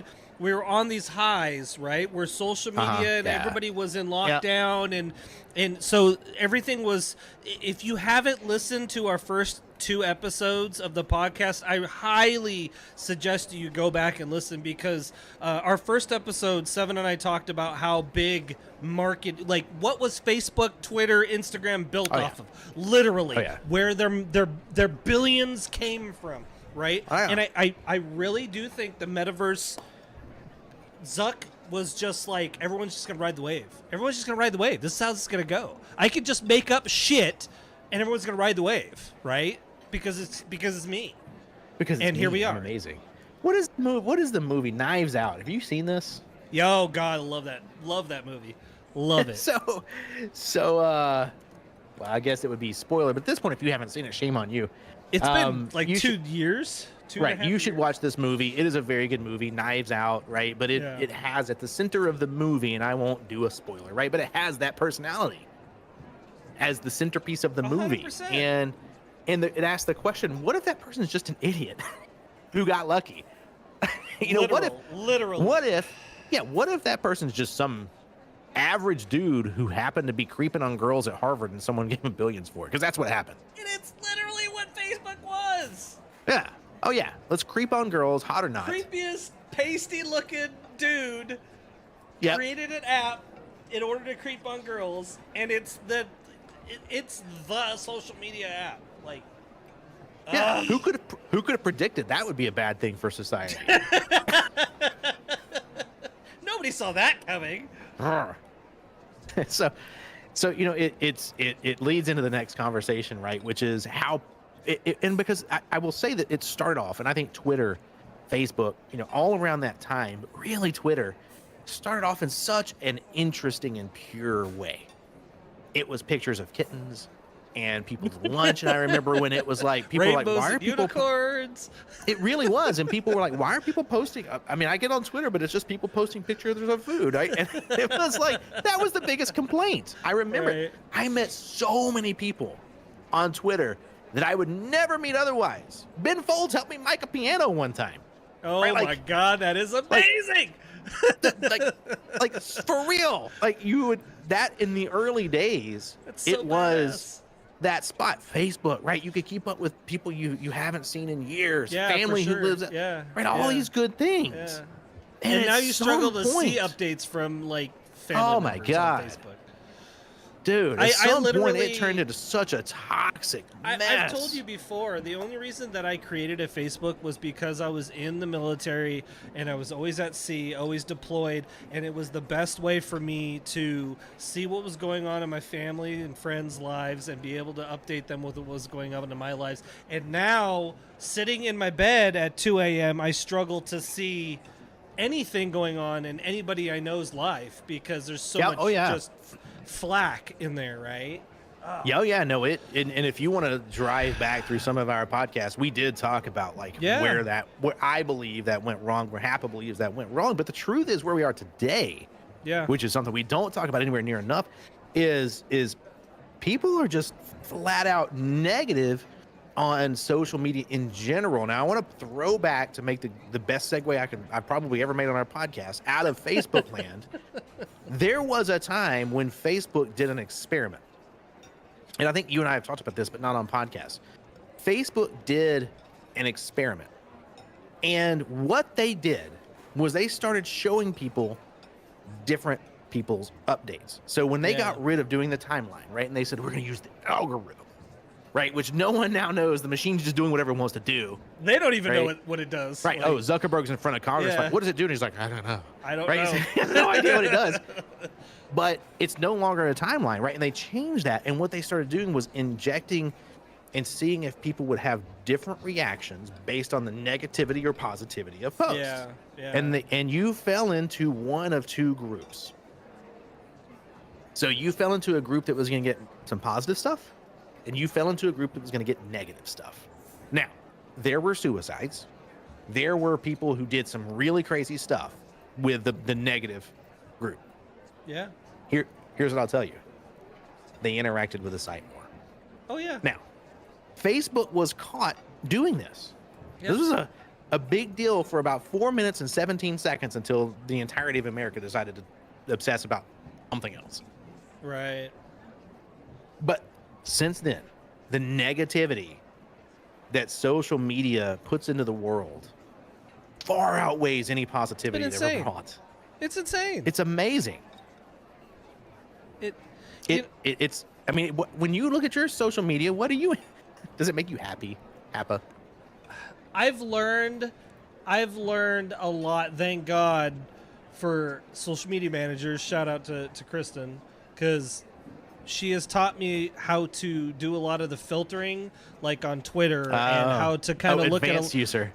Yeah, so like case in point on Twitter, I literally see no political posts. I see none. Not a single political post pops up in my feed on Twitter because I learned how to filter words and what to filter and what to do. Now Facebook and Instagram are a total it's just a beast that you can't filter around, right? Like Instagram, I'll be at the refrigerator, my phone will be in this office, and I'll be like, I need to get some soup at the store later, and then my Instagram feed magically will be full of soup.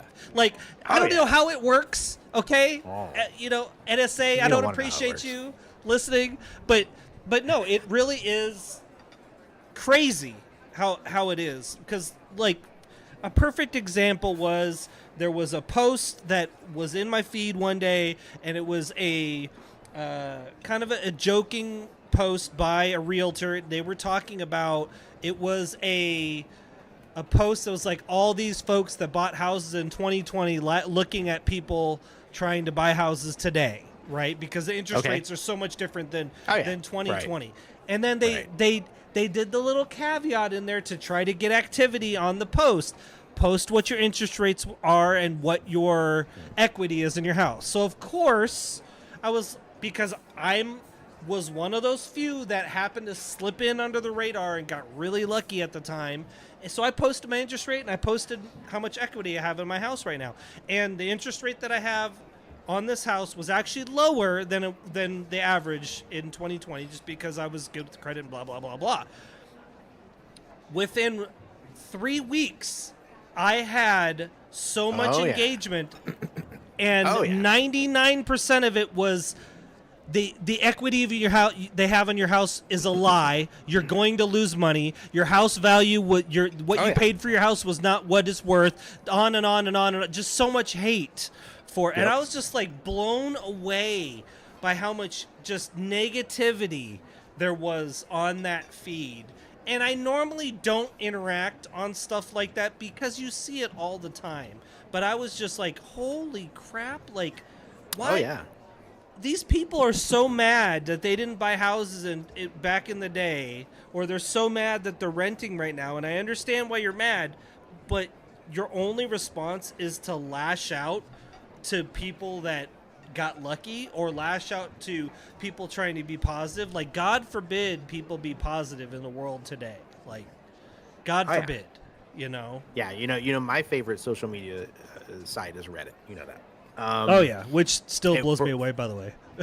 For a long time, you know, it was Twitter. It was never Facebook. You know, I was a musician. Let me just so establish Facebook that Reddit is like most isolated of the social media. Okay? Oh yeah, it is a wretched hive full of scum and villainy, and a wretched hive. So, you know, it was Twitter. It was never really Facebook. But Reddit, what I found is what you were just saying earlier, where I put in an extra amount of work on Reddit for some reason at some point, and my feed is one that's acceptable, right? Yeah. And so I think most of these sites, if you can put in enough work, you can filter out a lot of stuff. Yeah. But at the end of the day, it was the fact that things post in a predictable pattern. Yeah. That made me stick with Reddit, because I can't tell you why. There's no rhyme or reason to what order I see things in Facebook. There's no rhyme or reason where, you know, what order I see things in Twitter. And that was actually one of the biggest antitrust, and eventually social media sites will, like the U.S. government, once there's people, you know, if people our age are elected, this is going to change, right? These sites, the way they run them, that's not going to last. Once there's people in office who are willing to legislate and understand what it means and how it works, a lot of this is going to change. And so that might be the next generation, but it's coming. And part of that is that if we both go to Facebook and we have the exact same friends and following and all that stuff on Facebook, we will not see the exact same feed. Why? Because of behaviors that occurred off of Facebook. And that is creepy. And it's absolutely something that social media sites should start distancing themselves from, and they could if they wanted to. But it drives what Kristen was saying, negative emotions are stronger than positive. Yeah. And so what it does is it's doom scrolling, it's driving rage clicks, it's driving all this behavior. And what's happening is it's mob snowballing. mentality. 100%. And it's snowballing because the more reasonable human beings that are saying, hey, I got this deal in my house. You're going to be like, well, I'm never participating in that again, because screw last that time guy. I did that. Like, how dare he have a good deal? Like, I got an idea. Why don't you die in a fire? Exactly. like, what the hell? Yeah, what is wrong with you people? Right. And it is this cesspool. And you have to wonder at this point, knowing as much is going on with machine learning and artificial intelligence, we don't understand the algorithm. A human can't. Zuckerberg, the people before that Congress own them said don't humans even. Can't. Right. Yes. They can't. But I'll tell you, the only thing that does is another algorithm. An algorithm to rule them all. One algorithm to rule them all. So of what use if the algorithm is so complex that humans can't really operate with it? Is it really good for humans? I'll tell you, man, social media for me, I mean, with the amount of just people giving in to what I would consider crazy conspiracy theories, you know, like flat Earth. And if I offend a flat earther out there, thank you for being offended, because you're an idiot. To be clear, I hope everyone who's a flat earther is offended that I say it. And if you want to have that conversation, go around the world, and then we'll have it. Right? Take off. I think go east. Go east, and Until in you're going approximately west. a year, Go east till you're right? In going west. approximately a year, I'll see you again, and then we can talk about it. So, but it is so many people falling into, and that's just one of the more ridiculous ones. But there's so many people falling into that and getting so tangled up about it, and then turning it into their entire identity, to where if you're not just like them, they don't want to hang out with you anymore. Yeah, like you and I were actually talking earlier, right before the podcast. Yeah, we were talking. I mean, let's be honest, we were talking politics, right? The stuff that was going on today. We don't agree on this stuff, right? Like. And that's okay with me, dude. I will hug you the moment I see you, right? Like, I don't care. It's not my identity, right? But there's so much on social media where people just choose a thing, seemingly random, and that becomes their whole personality. But it's also interesting when you can have two people that have differing views be able to just have a conversation. Like, it's a crazy, in the 21st century, it's a crazy idea to be able to have a conversation with somebody that has differing views without stomping each other's faces in. Like, it just, it is insane to me. Like, Twitter to me is the perfect lab for me, because sometimes I do make the mistake of opening a comment and it's something that's near and dear to my heart, like, you know, gun ownership or whatever, you know, and it's a very ignorant comment, and I make the mistake of responding with factual, God forbid, some factual substance. No. And then 15 pages later, like, I'd be like, I gotta stop because I'm gonna chuck my freaking phone. Like, you know, but that's where we're at now. It's like, you can't have a conversation with somebody. Like, that's why. And you and I say this all the time about being a better human and interacting with each other in a good way, in a humane way. Like, if you and I are having a conversation and we don't agree with something, at no point during that conversation do we divert into, well, you're an idiot. You're just an idiot for thinking like. No. Why do people? It kills me that people. It's like, well, when you do that on social media, that tells me I have hit your mental block where you have nothing more, so you just have to go to personal insults to make your point. And you don't recognize, everyone else hopefully recognizes, that you being at that point has ended this conversation. Like, you lost at that point. Like, oh yeah, yeah. You know, what if we set this goal? What if everyone sat around, and it won't happen, but you set a goal for yourself: invalidate no one. In other words, if someone says something you don't agree with, don't invalidate it. Yes. Don't tell them they're wrong. Yeah. Don't do it. Let their experience be their experience, and accept them for their experience. And I think the whole world can learn a lot from that. And the power of social media could be that we were doing that, but we're doing the other. We are invalidating everything. And I think maybe that's the result of the short form. Maybe that's the result of the short form social media. Like, I can only explain myself in this much, so I have to figure out how to minimize what I have to say, but I have a paragraph worth of whatever I need to say, right? So you dumbhead is where I'm at. you dumbhead.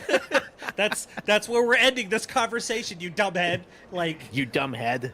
Yeah, exactly. You've tread on me, you dumbhead. Because you don't have a minutia of gray matter between the mirrors, right? Come on, man. What was the emo Phillips joke about the First Methodist Church? No, Southern Methodist. Jump, heretic! Right? Yes. Yeah, it's that joke. If you've never watched it, it's one of the funnier jokes I've ever seen. Emo Phillips, go look it up. Great comedian. But it really is to the point where we're arguing about things that if we were together, they wouldn't matter. And I had this, so the conversation I was having earlier when I said to you about our bodies are geared to take sugar and say, hey, look, get all of it. So the same thing goes for, and this is part of that conversation I was having with someone, the same thing goes for our social networks, right? So we are geared to think that having a bigger social network is a good thing. Yeah. That's a survival instinct. That's the lizard part of our brain, right? That's like groups better, right? It's just, it's the simplest group like us, Together, even better. ape strong. Right. We exactly. That is what we do. But social media has given us far too much ability to congregate because Sure. grouping is hard, right? In Yeah. person. And a group will eventually fragment and create smaller groups, right? So you really only get groups of a certain size, like naturally from a tribalism standpoint. They kill each other, they do all these things that are very unhealthy, but that's how we're hardwired to be. And then when you got social media, you get thousands, quote unquote, of people in a group who quote unquote see things exactly the same way, and so they all accept it as truth. And now you get this this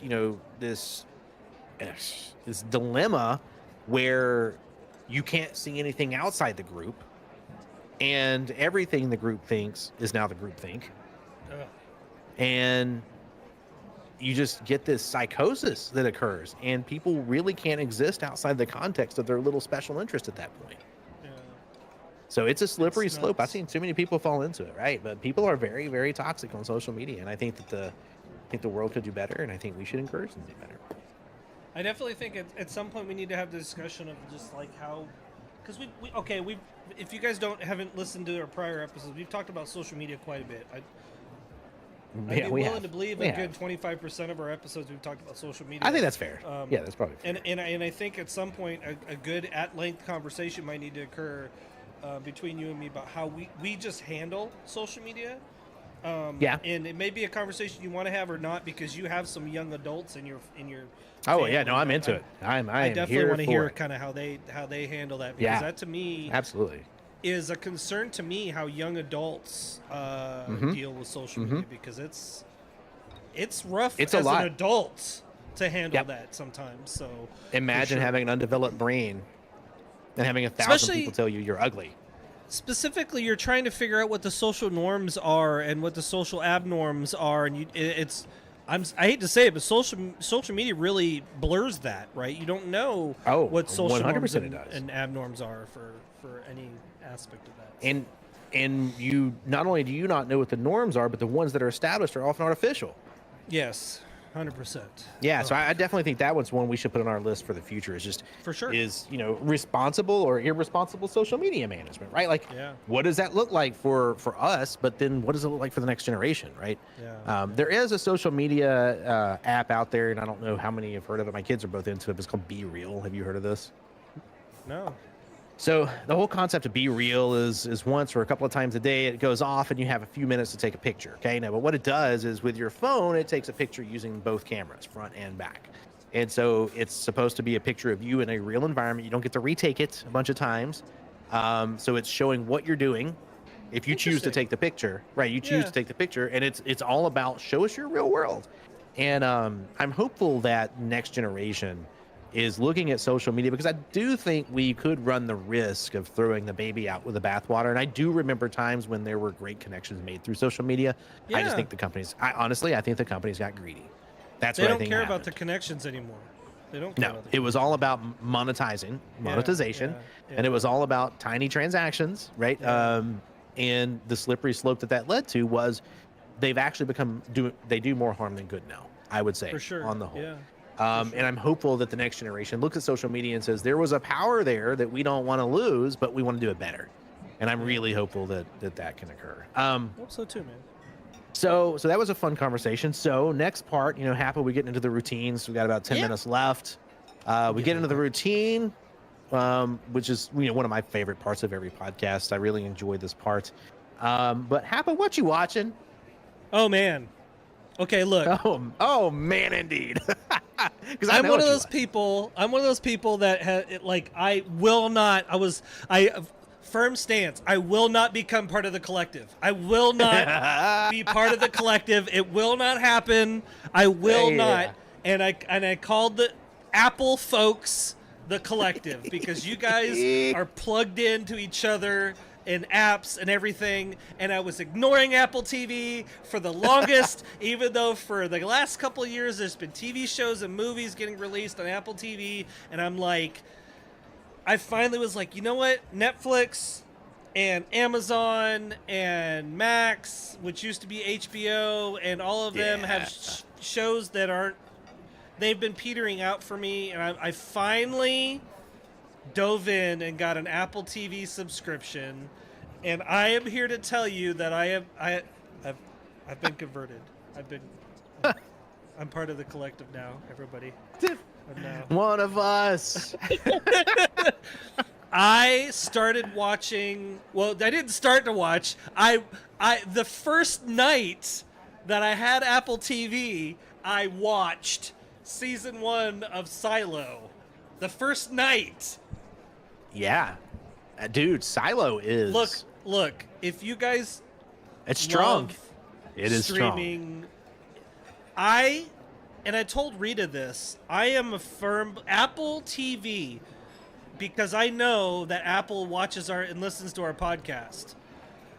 But Tim, what's up, buddy? It's good to what's see you going again. on, man? Apple Good to see TV ya. is Still got the autographed iPhone right here. Wait, autographed by you or after? No, by Tim Cook. Oh, very well. Apple TV is He does the not remember me. best streaming network for sci-fi television.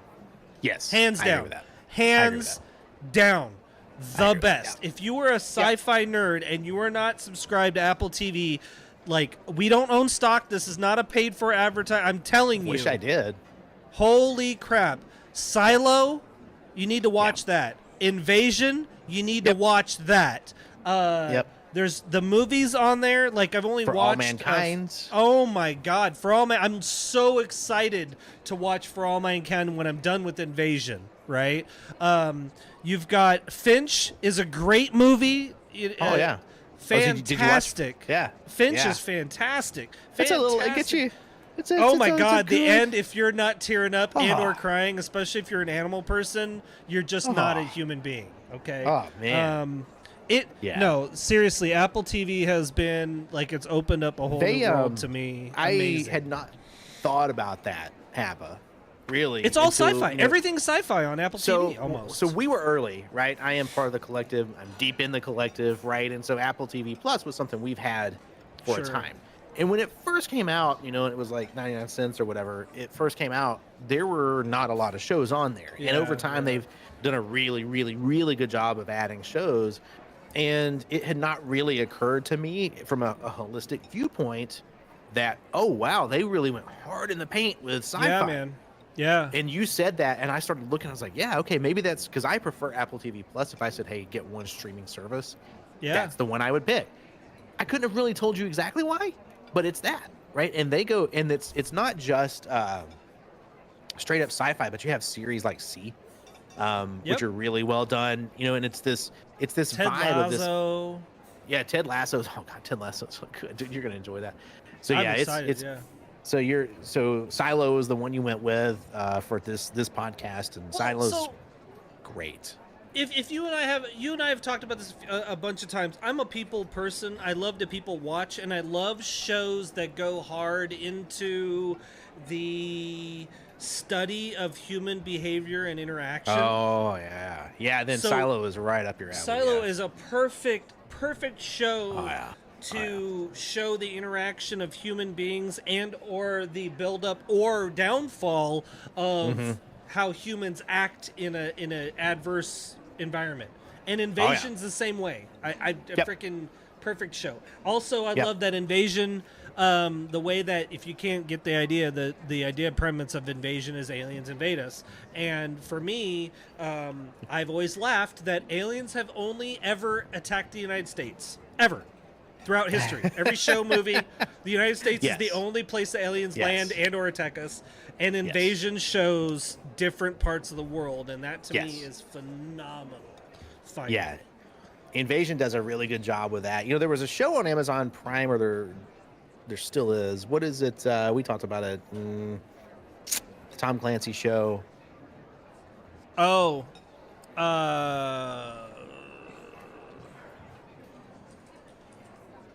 You know what I'm talking about. Anyway, the point being, God, I can't believe You're talking about Jack Ryan? Jack Ryan, yes. So we talked about Jack Ryan, and the show it's okay, right? There's some character actors in there we really like. The show is okay. But the on-location filming is Amazing. fantastic. Amazing. And and I think Invasion is similar to me because it is literally set globally. Everywhere. Yeah. And they do a lot of either location or very good faking of location shooting. Yeah. But it is a very interesting look at. It would be an international crisis. There would be, like all this stuff. It's a pretty good. We're almost through the second season now. But yeah, really really good show. And Apple TV Plus, highly recommended for all mankind. You love that one. Hard to beat, right? Yeah, for the And amount you get of all the shows, Charlie Brown stuff, man, and that's like my favorite cartoon ever. I love Snoopy there's so much and the Peanuts on gang. Apple TV. Yeah, so much. Yeah. And like I mentioned how sci-fi, like it's the best site, but they legitimately have a lot of just good shows in general. Yeah. Yeah, it's just high. The morning show is a great show when you get to the Yeah. point of watching. If you want to watch just like a drama, the morning show is really, really, really good. Yeah, good stuff. Very good stuff. Well, good. I'm glad that you're enjoying it. Yeah, so that's what I've been watching. So, what you been hearing? The new Wilco album, Cousin. Wow, that caught me off. So yeah. So new Wilco album came out last Friday. Album's called Cousin. It would be hard for me to pick anything other than a Wilco album. So if you've not checked it out, if you don't know Wilco, you should check out Wilco. They're a really interesting mix. Folk and rock and indie and alternative and all those things kind of mashed together. Okay. They're really fantastic band. So if you've never heard of Wilco, you need to check them out. But yeah, new album called Cousin. That's what I've been checking out recently. I've been very much enjoying it. Also been going back through Grateful Dead stuff. So I've been working my way back through Grateful Dead. My wife, so she comes home and she's got this shirt.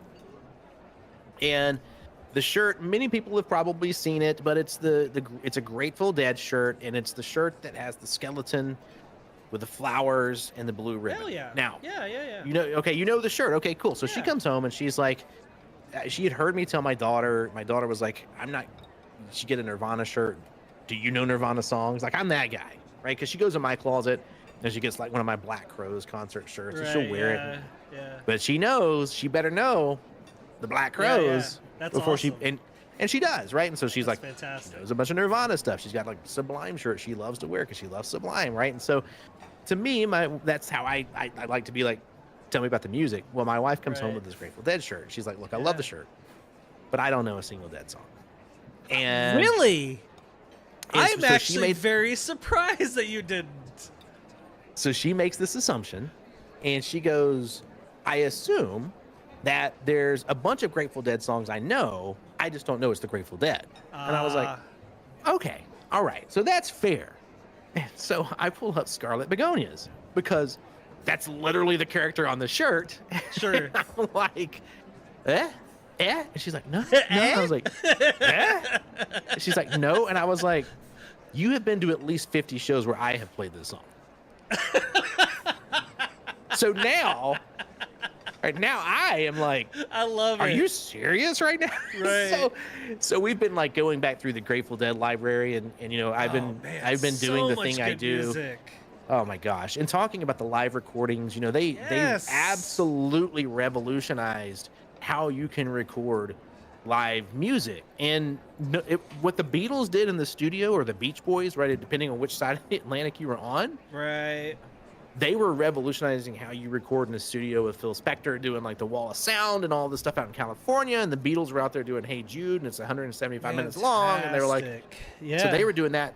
But the Grateful Dead was out there saying, we're going to live in a commune and play everything live, and we're going to record it live every show. And so they pushed the music industry so far forward. They were so during that amazing time live too. God, they're absolutely so good. And if you're not a Jerry Garcia fan, I don't know if we can be friends. If you've never listened to Jerry Garcia and David Grisman albums, yes. If you like jazz guitar, David Grisman and Jerry Garcia together, that's some of the best stuff you'll ever hear. Hell yeah.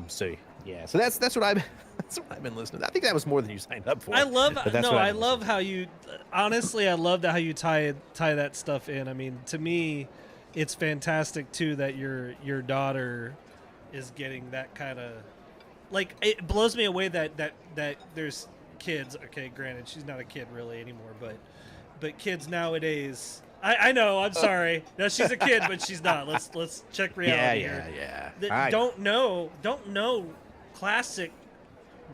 Like it's classic rock. That's our classic rock, right? Like, Wow. holy crap, you know. So Yep. like that's Yeah. fantastic. Now my son's favorite band right now is Aerosmith. Holy crap. Okay. Yeah, okay. like he's into like AC/DC and Megadeth, and I'm like, Outstanding. I'll take it. You know, my Hell daughter, yeah. she's like making fun of kids because she's like, this kid had on a Nirvana shirt, and they think Nirvana is a brand. And I'm like, A Target do brand you at know? that. Do you know Kurt Cobain is just rolling Yeah, in his right? grave Literally, every yeah, time? poor guy. Yeah, like wait, you're selling T-shirts with me on it? Like, Right? he was Yeah. not about the commercial. Like, No, that's hell not what he no. was. Hell no. Yeah, it was the opposite of what he was. So yeah, so that's what I'm hearing. So Hapa will wrap it up with the thing we always wrap it up with, and this is going to be an interesting one because we didn't talk about it ahead of time. Yeah. What are we playing, Hapa? Honestly, I'm not playing anything new. Let me put Okay.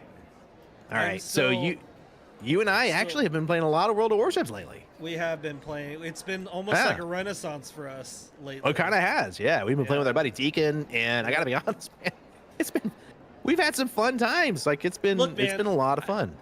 For all the faults that we've talked about publicly on our streams about the Yep. game Oh, and yeah. the company, I still, and I will continue to say it forever probably, it is one of the best games that you can play Absolutely. with friends. Yep. It is a great game. World of Warships, you know, you and I, full disclosure to anyone listening, we met. Hap and I Yeah. met because of that game, Yeah. and you know, became friends. And World of Warships it's in a unique space. It's got some things no other game's ever had. And Yeah. when done well, and when the game performs well, and when everything works out, it's one of the more fun games I've ever played. Yeah. I have stuck with that game for quite a long time. So yeah, we've been playing that a good bit. Having a lot of fun. Play with friends. Don't play alone. I did Yeah, that you last need to night. play with and it friends was for real. bad. It was bad. It was bad. So don't do Give that. me what I like to call suboptimal if you play by yourself. Yes, not ideal. Not ideal. Yes. So yeah, that's kind of it. Hap. I believe that's it. We covered all our stuff, man. Great topics. I got my So- pen. Wrote it all What down. was it? 2 or 3 episodes ago, I said, you know, because after I had a divorce after the military, I had kind of a time where I had some self-reflection and stuff like that, and I started writing these rules down. And Oh yeah. Hapa's Not to Hapa's drag rules. it yeah. out longer, but I No, mentioned I would want like to do this every read some time. of them. Yeah. Absolutely. I think I skipped a couple episodes, but you know, right now I've only got 75 rules, so this is only going to go for about 7 episodes, to be honest with you. But I read Gotta make rules more number rules. 1. Yeah, well, and I do all the time. I am adding randomly as we go, things I just think about. But I read rule, I think 1 through 10 a couple episodes ago, so this is gonna be 11 through 20. But this is Hapa's rules for life, is what I call them. So rule number 11 is travel outside your town. You'd be amazed at what and who you might find. Rule number 12 is be selective of who you lower your guard for. Rule number 13, if you're emotionally walled up, take a chance every now and then and let a wall down. Rule number 14, don't take for granted those in your life. This one for me hit really home over the last year and a half after losing my mom and actually getting closer to my brother, which has been, I hate to put a positive connotation to my mom passing away, but it was a good thing that came out of it. Your mom would be happy about that. She would be very happy about it. In fact, Yep. she used to bug me all the Yep. time about needing to talk to my brother more. Rule number 15, be happy with what you have, but always aim to do and have more. Like, there's nothing wrong with trying to have more, but be happy with what you have. Ooh, Rule Hapa, number that's a good one. I have a similar one. I've always said, if you're not happy with what you have, you'll never be happy with what you get. Exactly. So you and I are on the same wavelength with that one. And on the flip side of it, and this is something I told you that an old commander told me back in the day, if you're a leader or a manager, if your people don't know their value, they have none. my god! I Like, used that this week, by the way. I stole that. No, I completely stole that. I am really happy that you did, because that, to me, and more managers and leaders that use that is immense. If your people don't know their 100%. value, they have none. Period. Yep. Hands down. Yep. All right. Yep. Rule number 16: remember that things aren't what makes a life important. I've always said it's not the place that you'll miss; it's the people when you leave somewhere or association or whatever the case may be. Rule number 17: if you're going to do something, do it right. Like, I don't like believe that in one. half-assing. Rule Whole ass 18. If you're gonna ask something, whole ass it. Rule 18: chase your dreams. Don't ever let someone tell you you can't do something. That was something I always used to have to tell sailors. Don't ever let someone tell you can't do something. When I was in the Navy, I was always told, because I started on the West Coast, they said if you start on a coast, you can't go to the other coast. If you get to the other coast, you're not coming back. I went back and forth 6 times in my naval career. And it was always because I never let anyone tell me I couldn't do something. So, Right. like, you know what I mean? Always strive to learn and grow. That we talked about that earlier. Like, if you're Yep. not always trying to improve yourself, you're failing yourself. And rule 20: sit outside, listen to the birds, crickets, and for me, something that is close to home: children laughing and playing. One of the things I love about my backyard is right across the drainage creek there's a cul-de-sac, and in that cul-de-sac there's a basketball hoop, and every single night, especially right now as the weather's gotten a little cooler, there's a ginormous group of kids back there playing basketball, and I could just hear them even in my living room, and that to me is just heaven. Hearing kids just having fun. I love that, man. That's great, dude. That's cool. That's how life should be. Like, I always joke that I'm gonna be one of those, get off my lawn, old man. But like, legitimately, it's a sound of heaven to me to hear kids playing and just having fun, in a distance. I love that. That's a good one. Yeah. That's a good one. Anyway. I didn't know that about you. That's cool. Yeah, I always try to tell folks when they, people that have kids that talk about how they hate how their kids fight or they're so loud. I always tell them, you'll miss it. You'll miss it when it's gone. Yeah, You'll 100% miss it. So. Yep, teaching my kid how to drive right now. So. Oh God, I can't imagine. I'm sure that'll make its way into a podcast at some point. I'm sure she'll love if you talk about it on the podcast too. Oh yeah. So where can they find you? Where can they reach you, Mr. Seven? Yeah. So I I still do have an account on Twitter/X. Right, everywhere you want to look, I'm S3VYN, all the places. But primarily, if you want to find me, you're going to find me on Twitch or on X. And, as little as I check X, I do still check it. So hit me up there. That's the best way to communicate. And I'm trying to be on Twitch more. I really am. But you can catch me over there. Catch me on streams. I'll be hanging out with this guy. We'll probably have another friend hanging out with us, Deacon. He's almost always, if we can play games with Deacon, we do. So yeah, that's where you can find me. What about you, Senor Hapa? I've always told people if you just Google Hapa_fodder, 9 times out of 10 it's me. I think. And the other time wishes they were. The only fans of the Feet Finder account, probably not me. Feet Finder. Hey man, different strokes for different folks. Oh, it's a thing. It is a thing. I've been told by a couple of people that I have very attractive feet. That's thought about turning into a lucrative business. You never know. Yeah.